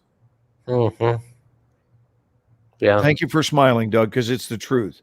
Nobody has ever half-assed their way to greatness in life. Yeah. So I think we have to be much more intentional about the person that we bring to the plate. Yeah. Every one of us step up to the plate in life every day. And I don't know. I agree. You're right. I heard what you said, but I was reading Radical Dating on LorianneDavis.com. If what you're doing isn't yielding results, this is a good template inspiration. Oh, okay. Cool. Radical dating. That sounds pretty Tell us more about that. What is radical dating? Was that from JR? Yeah, from JR. So what is radical dating? Is that meaning like being radically honest about all things up front? Let's just not play games. Here's you, here's me. Do we have a match? Good, let's go. Yeah. Or here's you, here's me. That's not a match, but you know what? Best of luck finding your match. Mhm. I don't know. That sounds what it would be. Is that what radical dating is? I've never heard of it. Oh, Glenn, you did an In-N-Out tonight? I'm sorry? You went to In-N-Out tonight. We did go to In-N-Out. We have In-N-Out in Arizona. Yes, there are In-N-Outs in Arizona. Yep. Man. Yeah. Glenn do you guys have Whataburger in Arizona?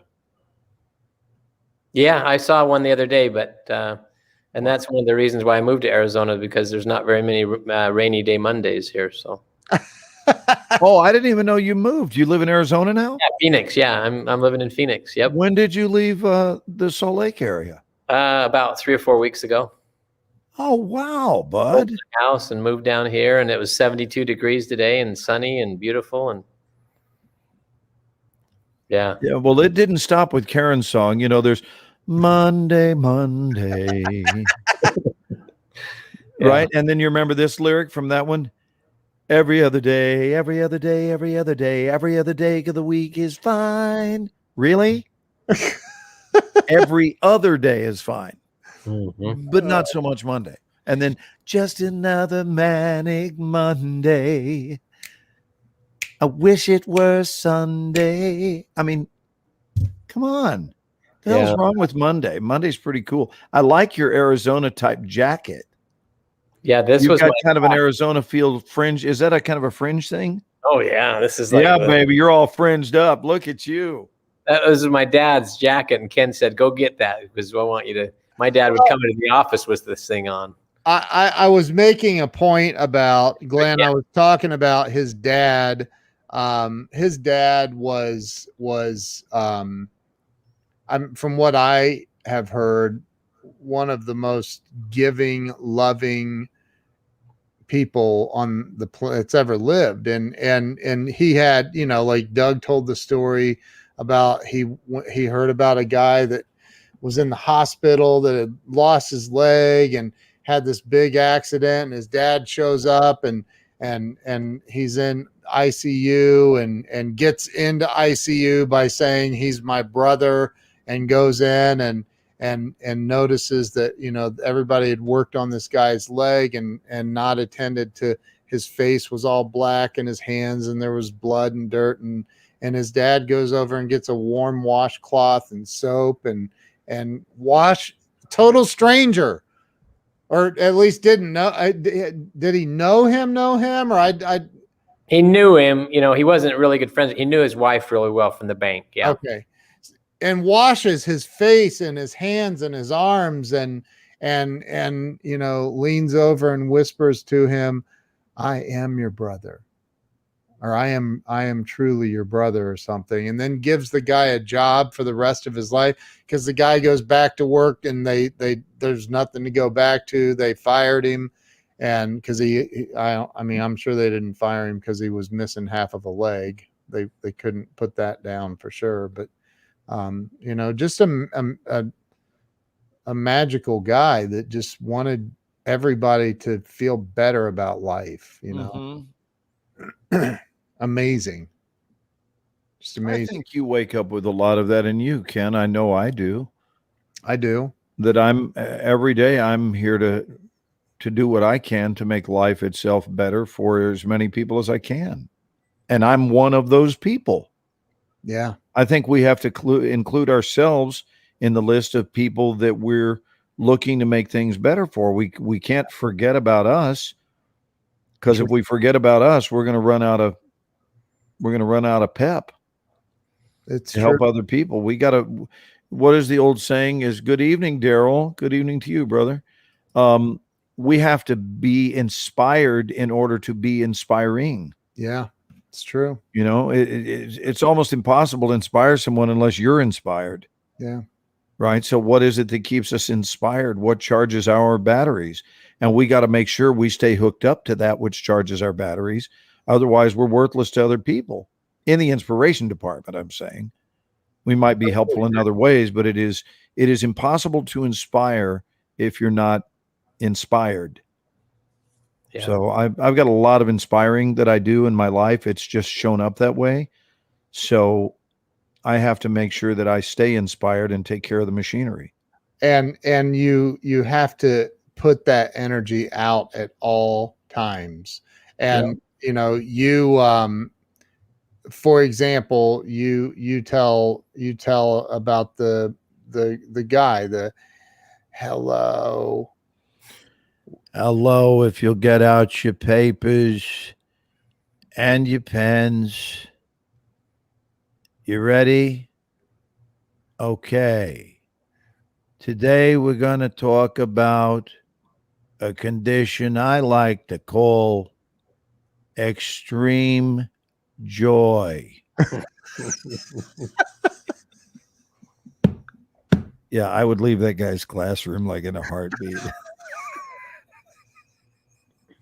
Yeah, big time. Well, you know what's weird? When someone sounds like that, buy a tape recorder and listen to yourself. Dude, they don't make tape recorders. And then stop it. No, didn't you used to play with a tape recorder, Ken, when you were younger, and tape recorder with all your buddies and play it back and laugh and everything? Sure, we all did that, I think. But they don't make it anymore, I don't think. If you're a grown man and you go, "Welcome to my talk show," I don't know if you can tell or not, but right now I'm extremely excited to see you.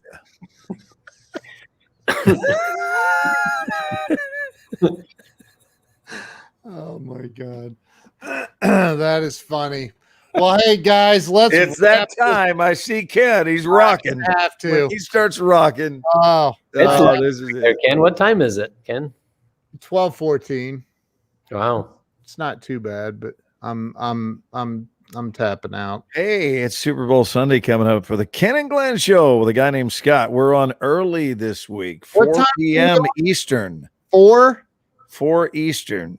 Eastern. Okay. We'll be So on what- 4 what- Eastern. What's everyone's prediction before we go for the game? I think that the Steelers are going to win by Over the Cowboys, right? Yeah.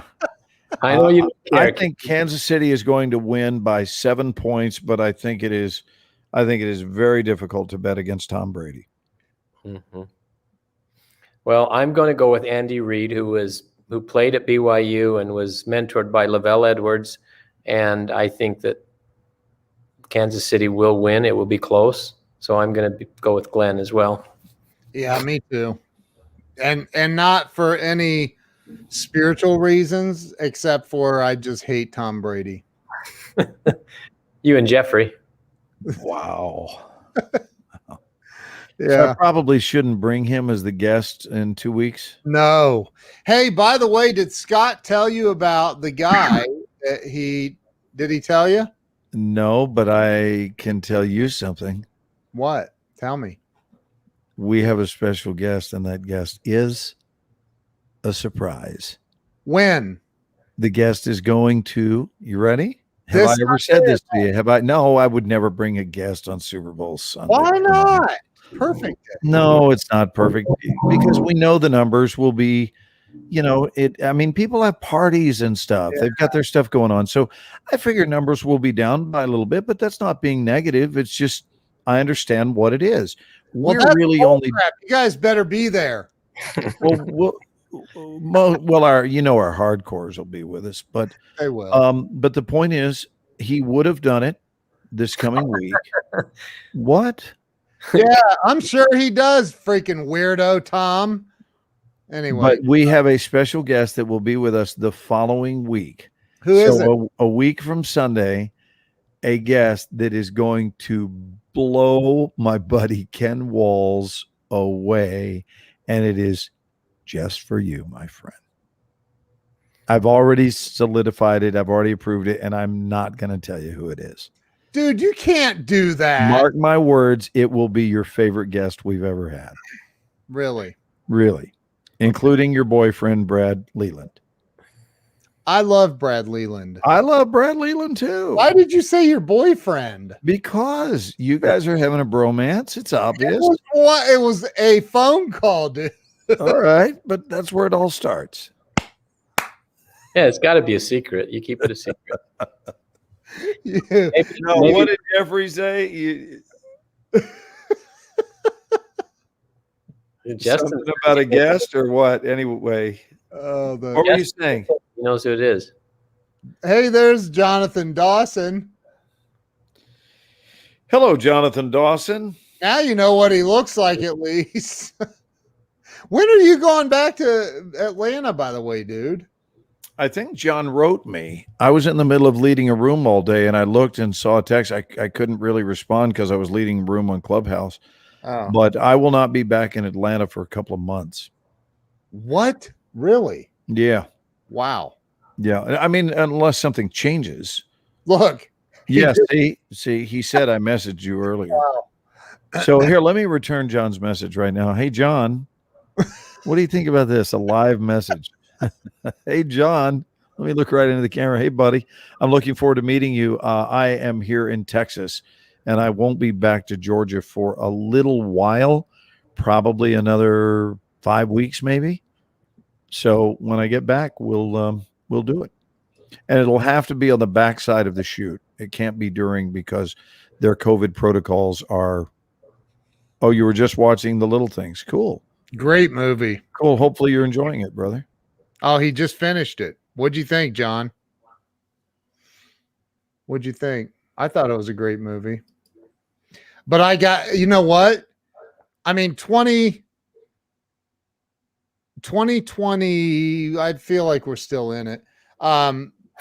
but I mean, I do. I don't feel like it's kind of just like kind of, Well, but this is the 14th month of 2020,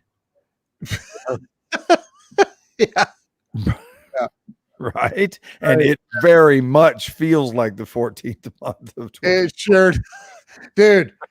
We're just going to shut things down for 14 days to flatten the curve. That's all. I'm just gonna throw that out there and leave it there.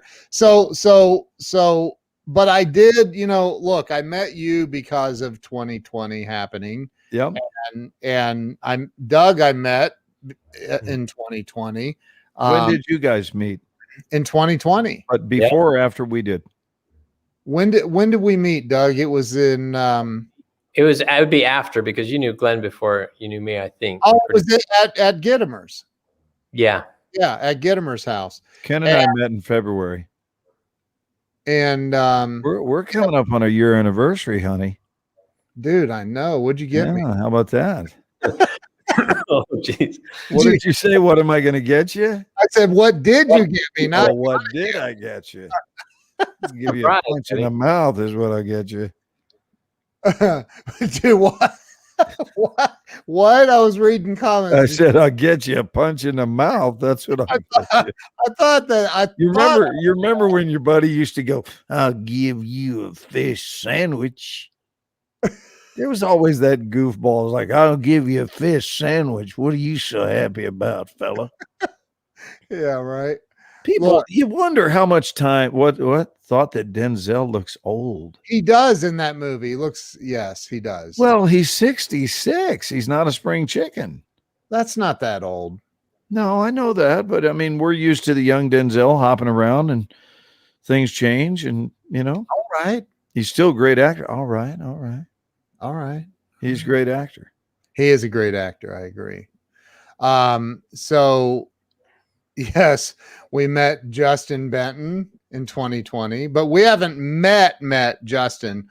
I've met both of them. Mastermind, Justin. Isn't that incredible, though, is all these people who are really prominent in our lives are people that a year ago we didn't know. Yeah. We didn't know. It's crazy, man. And here But we not only are with each other, but we love each other. Yes, we do.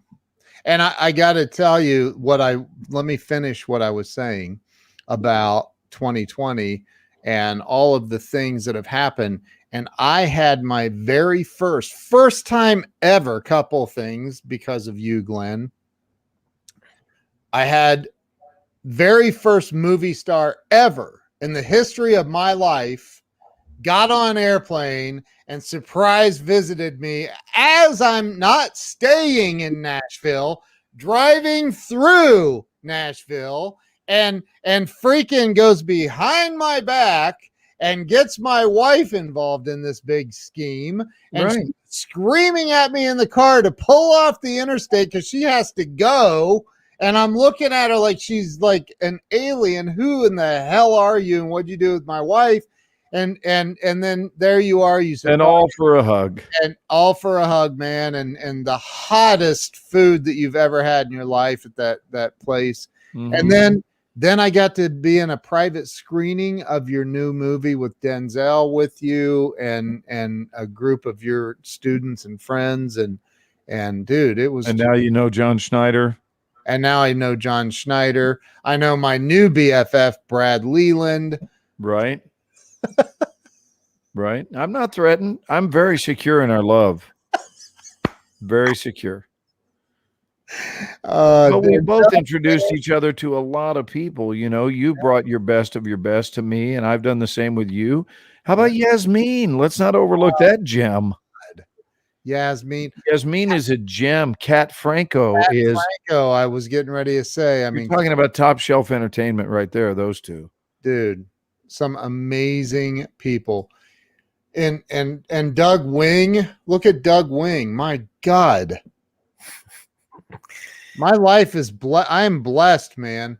Jonathan Dawson. Wait till you meet Jonathan, dude. You're gonna I've never met Jonathan in person. I've had conversations with him on the phone, He is literally, and I mean literally, one of the most, you'll see, he's one of the Liam most Neeson, spiritually who's- advanced people you'll ever know. Like, Liam Neeson, who's 70 and still dangerous. I have a special set of skills.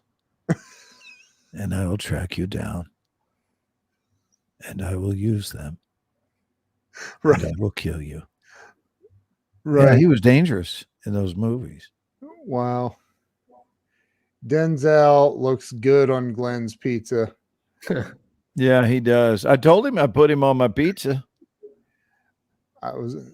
They were using Oh, duck. look at that. Oh, nice. Yeah, the little, that little Hyena.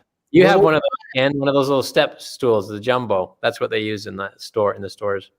I Dude, think. you guys make the best ladders in the world. I mean, you literally do. I've used other ladders. The little giant ladders are the best, period. End of we finally get to meet Delilah in 2021. Do we? Is it going to happen? That might have been a reference to Christina because her voice sounds so much like Delilah. Mm. Maybe that's the surprise guest. Jonathan says I'm better in person. Hey, Doug, curiously, on your old business cards with an exclamation point at the end, does it say, see you later? Did it say see you later? No, it didn't. Oh, that's a shame. That would be good. Yeah, that would have been really good. See you That later. would have been good, actually. Or Look, even catch you later.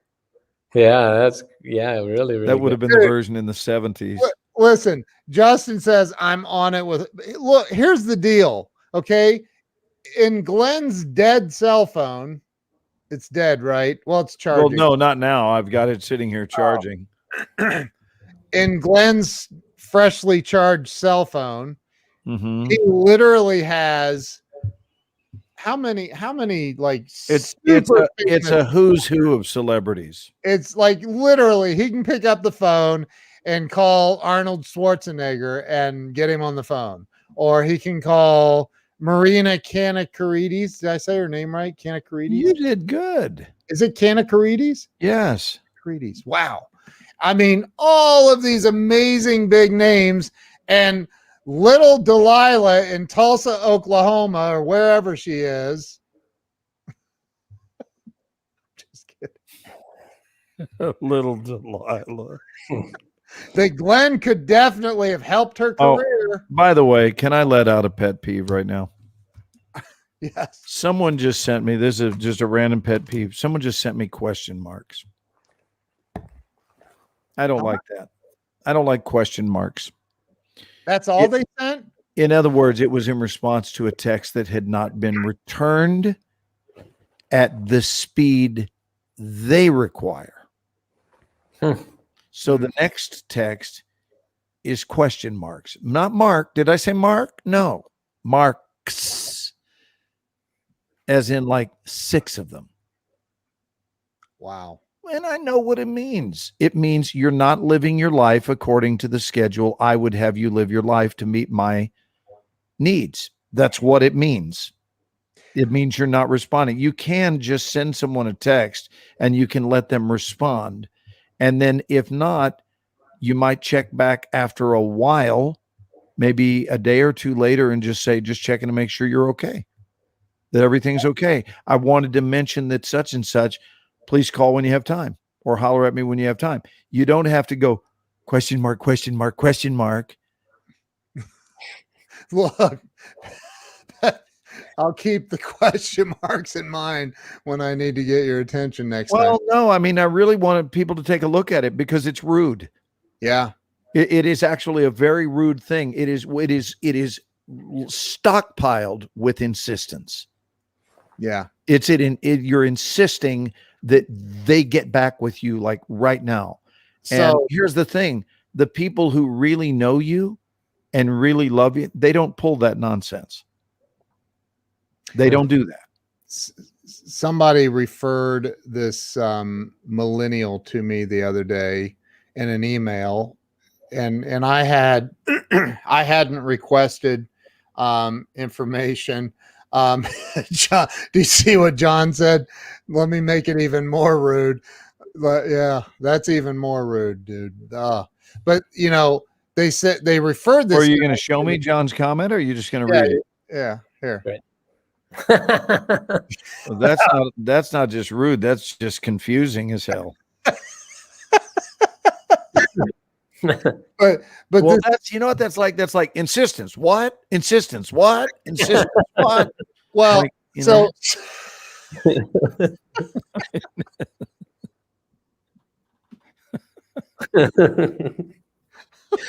Oh, oh my god. Oh my god. Anyway, so he refers this millennial to me. Holy shit. And this kid immediately responds, and it was for me to do business with this millennial, and this kid immediately responds, Ken, nice to meet you. What are your goals for 2021? Can we say premature engagulation? I mean, right?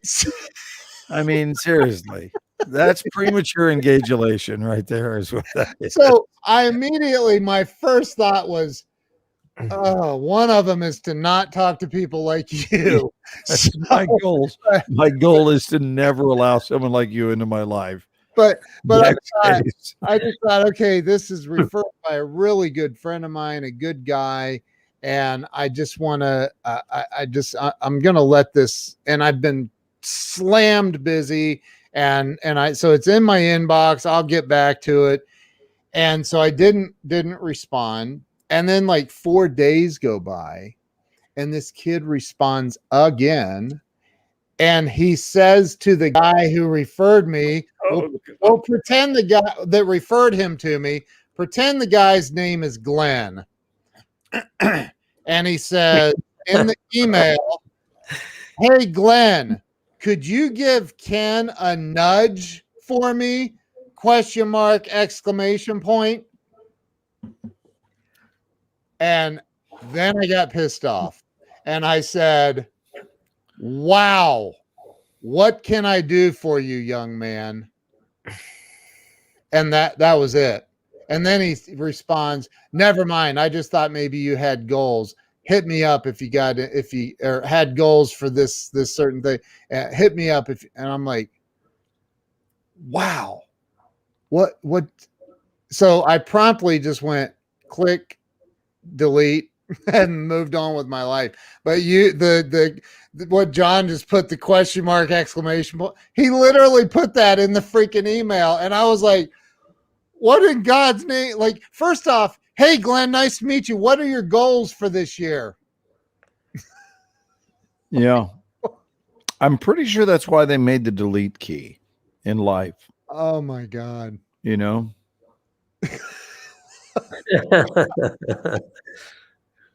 And his question, what's your fitness goals for 2021? Oh my God. Go down to Justin's latest too after this one. That's funny. I think and that's why I love my Justin. I love me some Justin. I can't get enough of Justin. You should have heard Justin because Mark was playing the dating game music. Mark Rodriguez was playing the dating game music on the last night, and Justin was he was the whatever they're called. The host. The host, yeah. So Justin's going, welcome to the dating game, and we have, and he's, wasn't it great, Doug? It was hilarious. Yeah. What did they call the room? The dating game? Dating game. Are you looking for love? ? Yeah, we'll invite Glenn next time for sure. I did invite. I hit the invite thing. I don't know. It was last time, but anyway. Ping Glenn next time too, Justin. Look at the exclamation. No, exclamation marks don't. I want to be real clear about this. Those don't make my pet peeve. It's the question mark. Right. Hey, Ken, did I tell you that story when I was still at Little Giant from that millennial? He came in, we were hiring him in production at Little Giant. And he comes in and he goes, "So if I get this job, do I have to get sweaty?" And we're like, "You're going to be building ladders. I mean, you're going to be running presses, and yeah, you're going to get really sweaty." And he goes, "Okay, I'm just going to go find another job where I don't have to get sweaty." And he gets up and walks out. Oh my God. That was the response. Yeah. And he left. All right. I don't want to get sweaty. Okay, I don't so much want to get sweaty, so I'm gonna go bye-bye now. Bye-bye. Oh my goodness. When you've set off a fury of question marks. No, really, like look at Justin. I know he's playing, but when you look at that, what if he had sent you a text 2 hours ago, and then your next text put that back up. Here's your next text 2 hours later. Mm-hmm. Yeah, how does that feel? Oh, I know, man. No, but I mean, let's talk about it for a minute. What does that feel like to you? Because I want a group consensus. What is being said there? Dude, what in the hell's wrong with you? Why won't you respond to my text message? That's verbatim what it says. Yeah. It's exactly what it says. I'll tell you what it doesn't say. Are you okay? I hope that everything's all right in your life. I Yeah. love you. It doesn't say that. And it really should be stricken from people's approach. It is not bad communication. It's terrible communication. And it is egocentric in nature because it insists that the world respond to your precious schedule. Yep. And it makes no room to consider what someone else might be doing. Like they might be having a life. Right. I mean, what a concept. I don't know about you, but I don't sit around obsessing over who needs me on the phone. That's not my life. I interpret it as, would you like coffee, cookies, or cake when we meet up?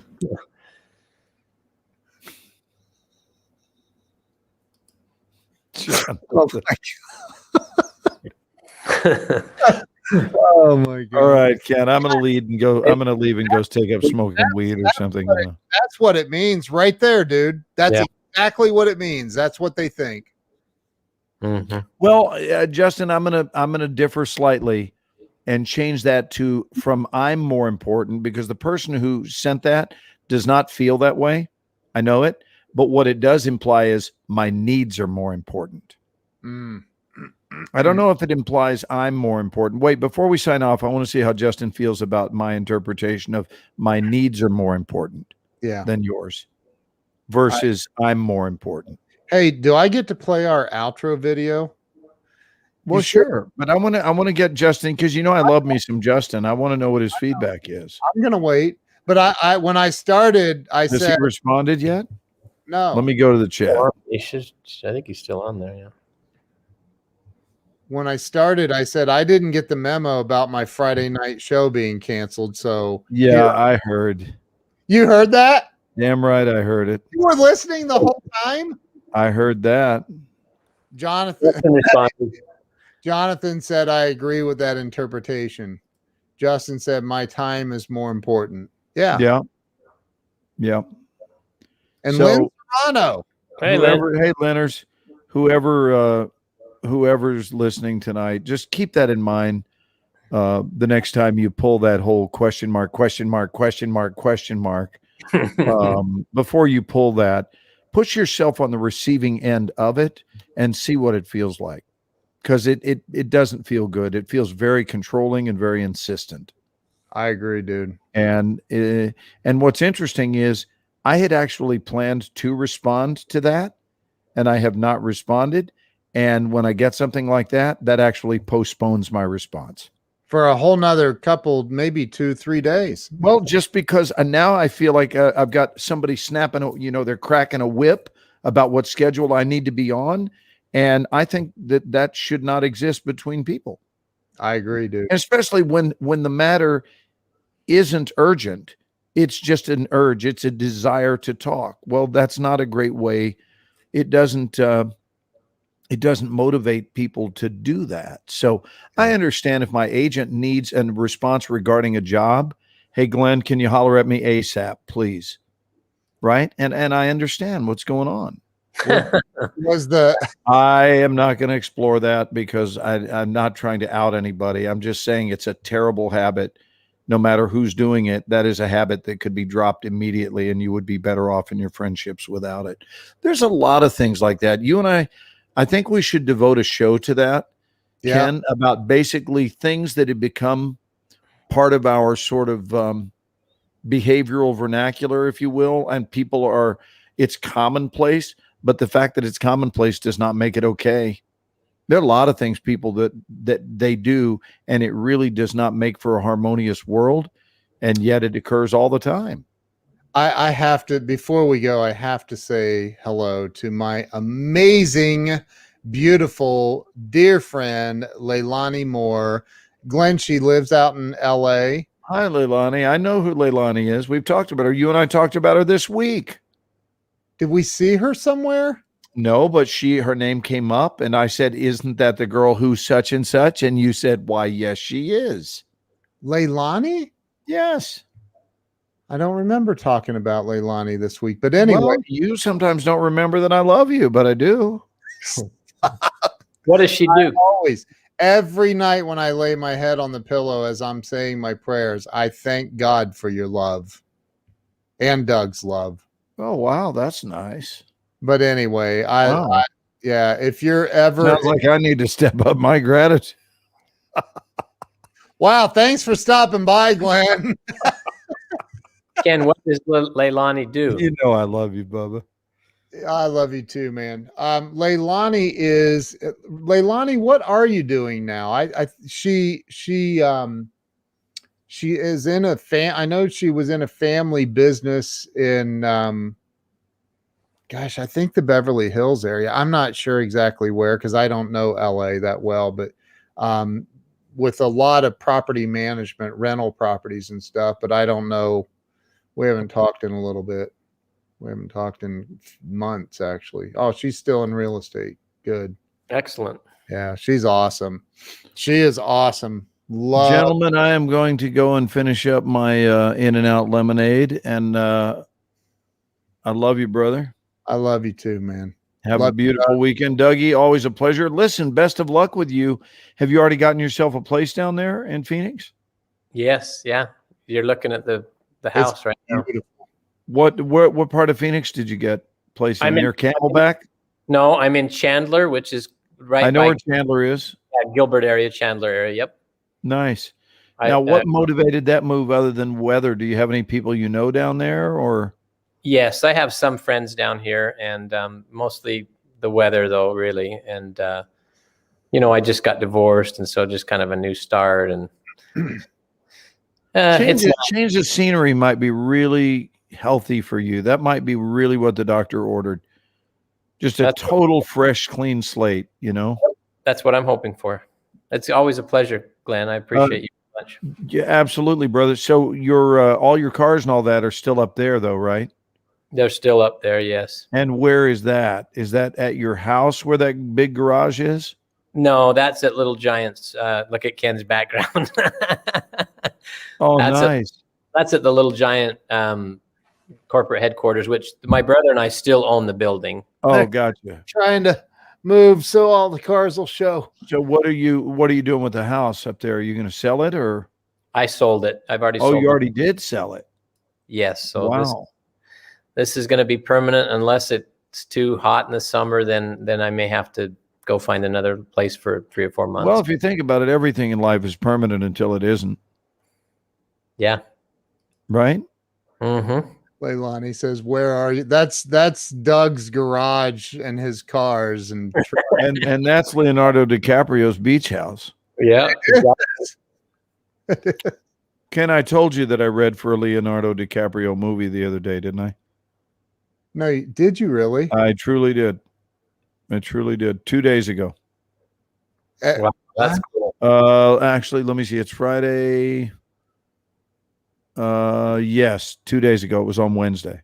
Wow, dude. Yeah, Leonardo DiCaprio and the guy I've always made the joke about name dropping. That's the other actor. Come on. Hold on. Don't tell me. It's Let me help you. I won't name it, but I say it this way. I go, you know who taught me not to name drop? Yes. You can't think of it. No. Robert De Niro. Robert De Niro. Yeah, so he and Leonardo DiCaprio are doing a movie, and Ah, maybe your old buddy Morshower will pop in this thing. dude. We'll see. Wow. That's cool. That's really cool. Yeah. Would we'll it be see. a decent sized part? I mean, it's okay. It's not huge, but the director would be the reason to do it.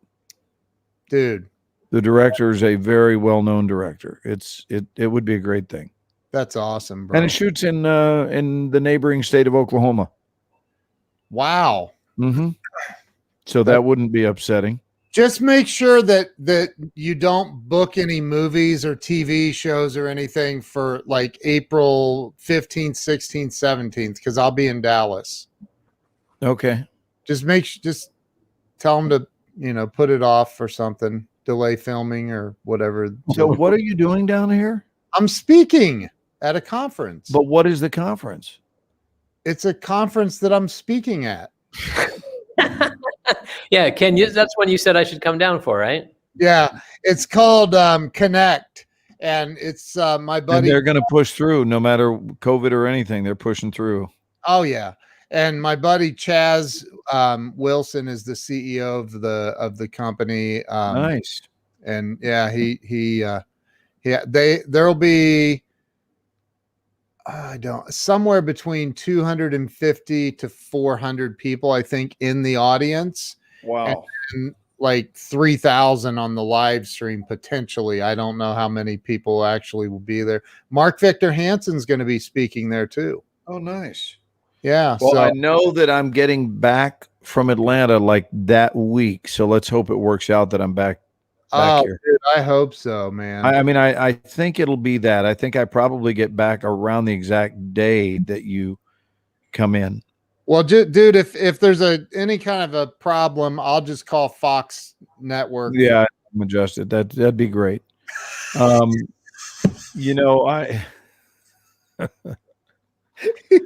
This is all. Yeah, that'd be great. yeah, that'd be great for my future. Not. I I do want to give the show a plug. Huh? I do want to give the show a plug. This Tuesday night's episode of The Resident is my favorite one that I've ever done. Whoa. This Tuesday. In 4 seasons. It's a big one. Wow. So 7 p.m. Central, 8 p.m. Eastern and Pacific. Wow. This Tuesday on Fox Television.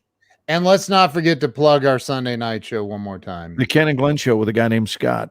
And we will be on at 4 p.m. Eastern On this Sunday. week. That's 3 p.m. Central and 1 p.m.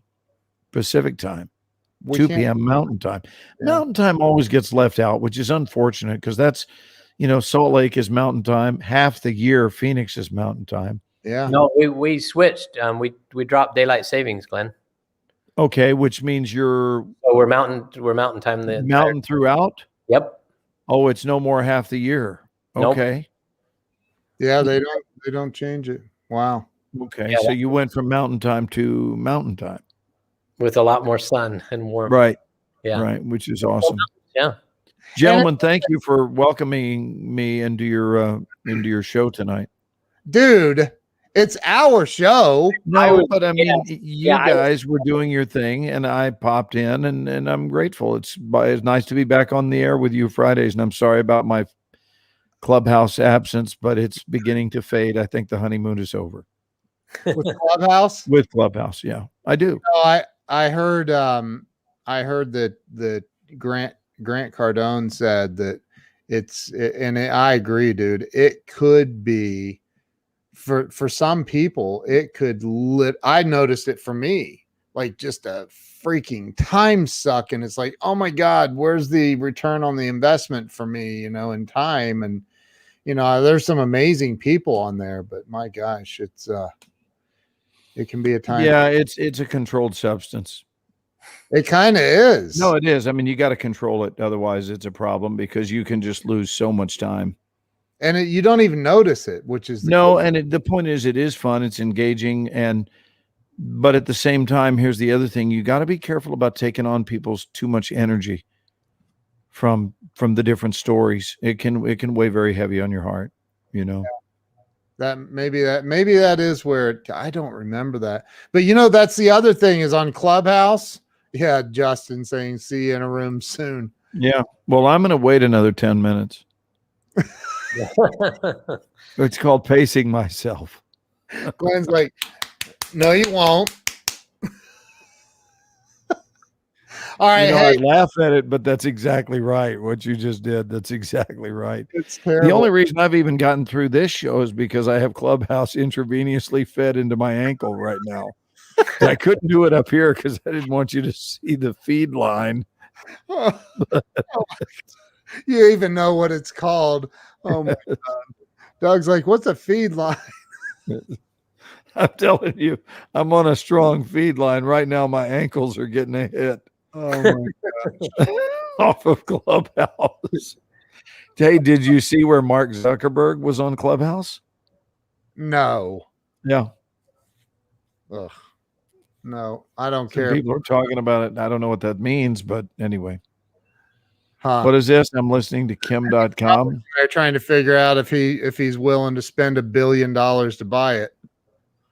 Their valuation, and just since April. Wait, can you read that out loud before you shut us off? And then we can go into our next half hour. Go ahead. Here we go. .com talking internet on Clubhouse. I'm with y'all. It's overwhelming and needs to be niche rooms. What do you mean, John, by niche rooms? I mean, I know what the word niche means, but what do you mean by there needs to be niche rooms? Can John say more on that? He knows the verbiage. He doesn't work in the hospital in the resident, though. No, I'm too busy owning it.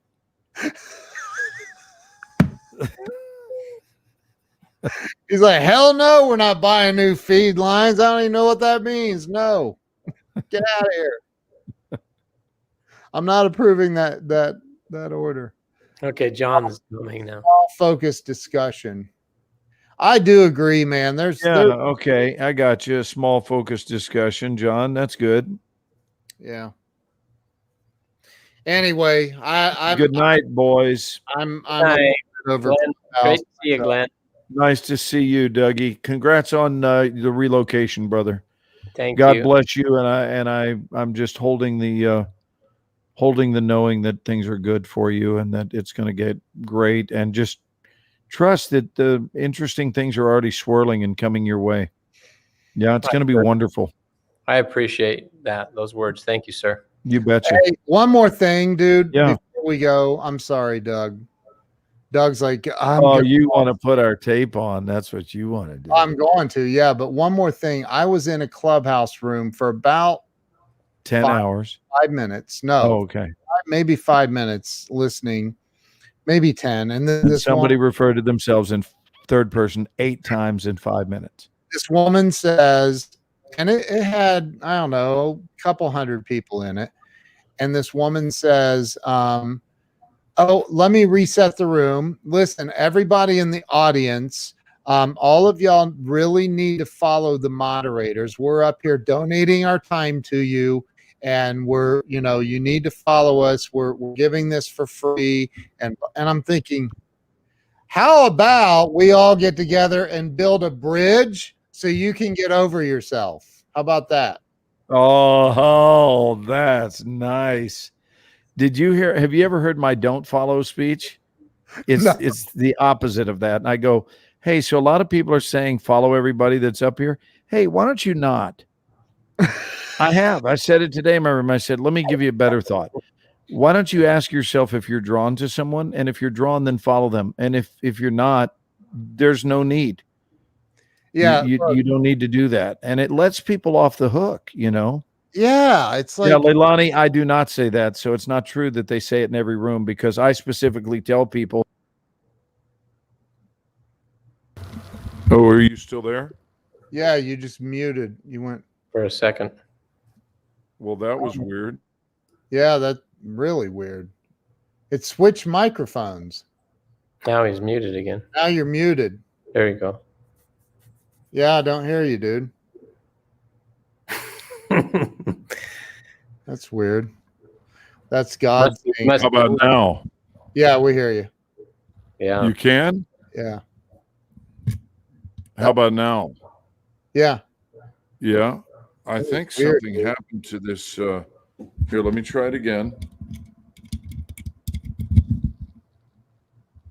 Wow. Wow. Are you guys frozen? No. Hold on. I'm going to put on a different set of earbuds.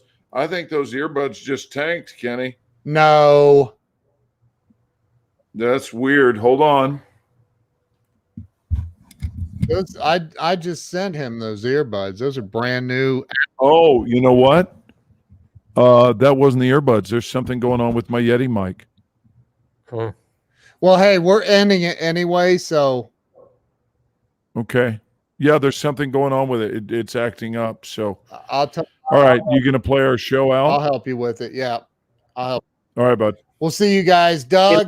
See you guys. Love you guys. Love you guys. See you guys later. Join us Sunday, 4:00 Eastern, for the Ken and Glenn show with a guy named Scott. We'll see you guys. Have a great night. Bye bye.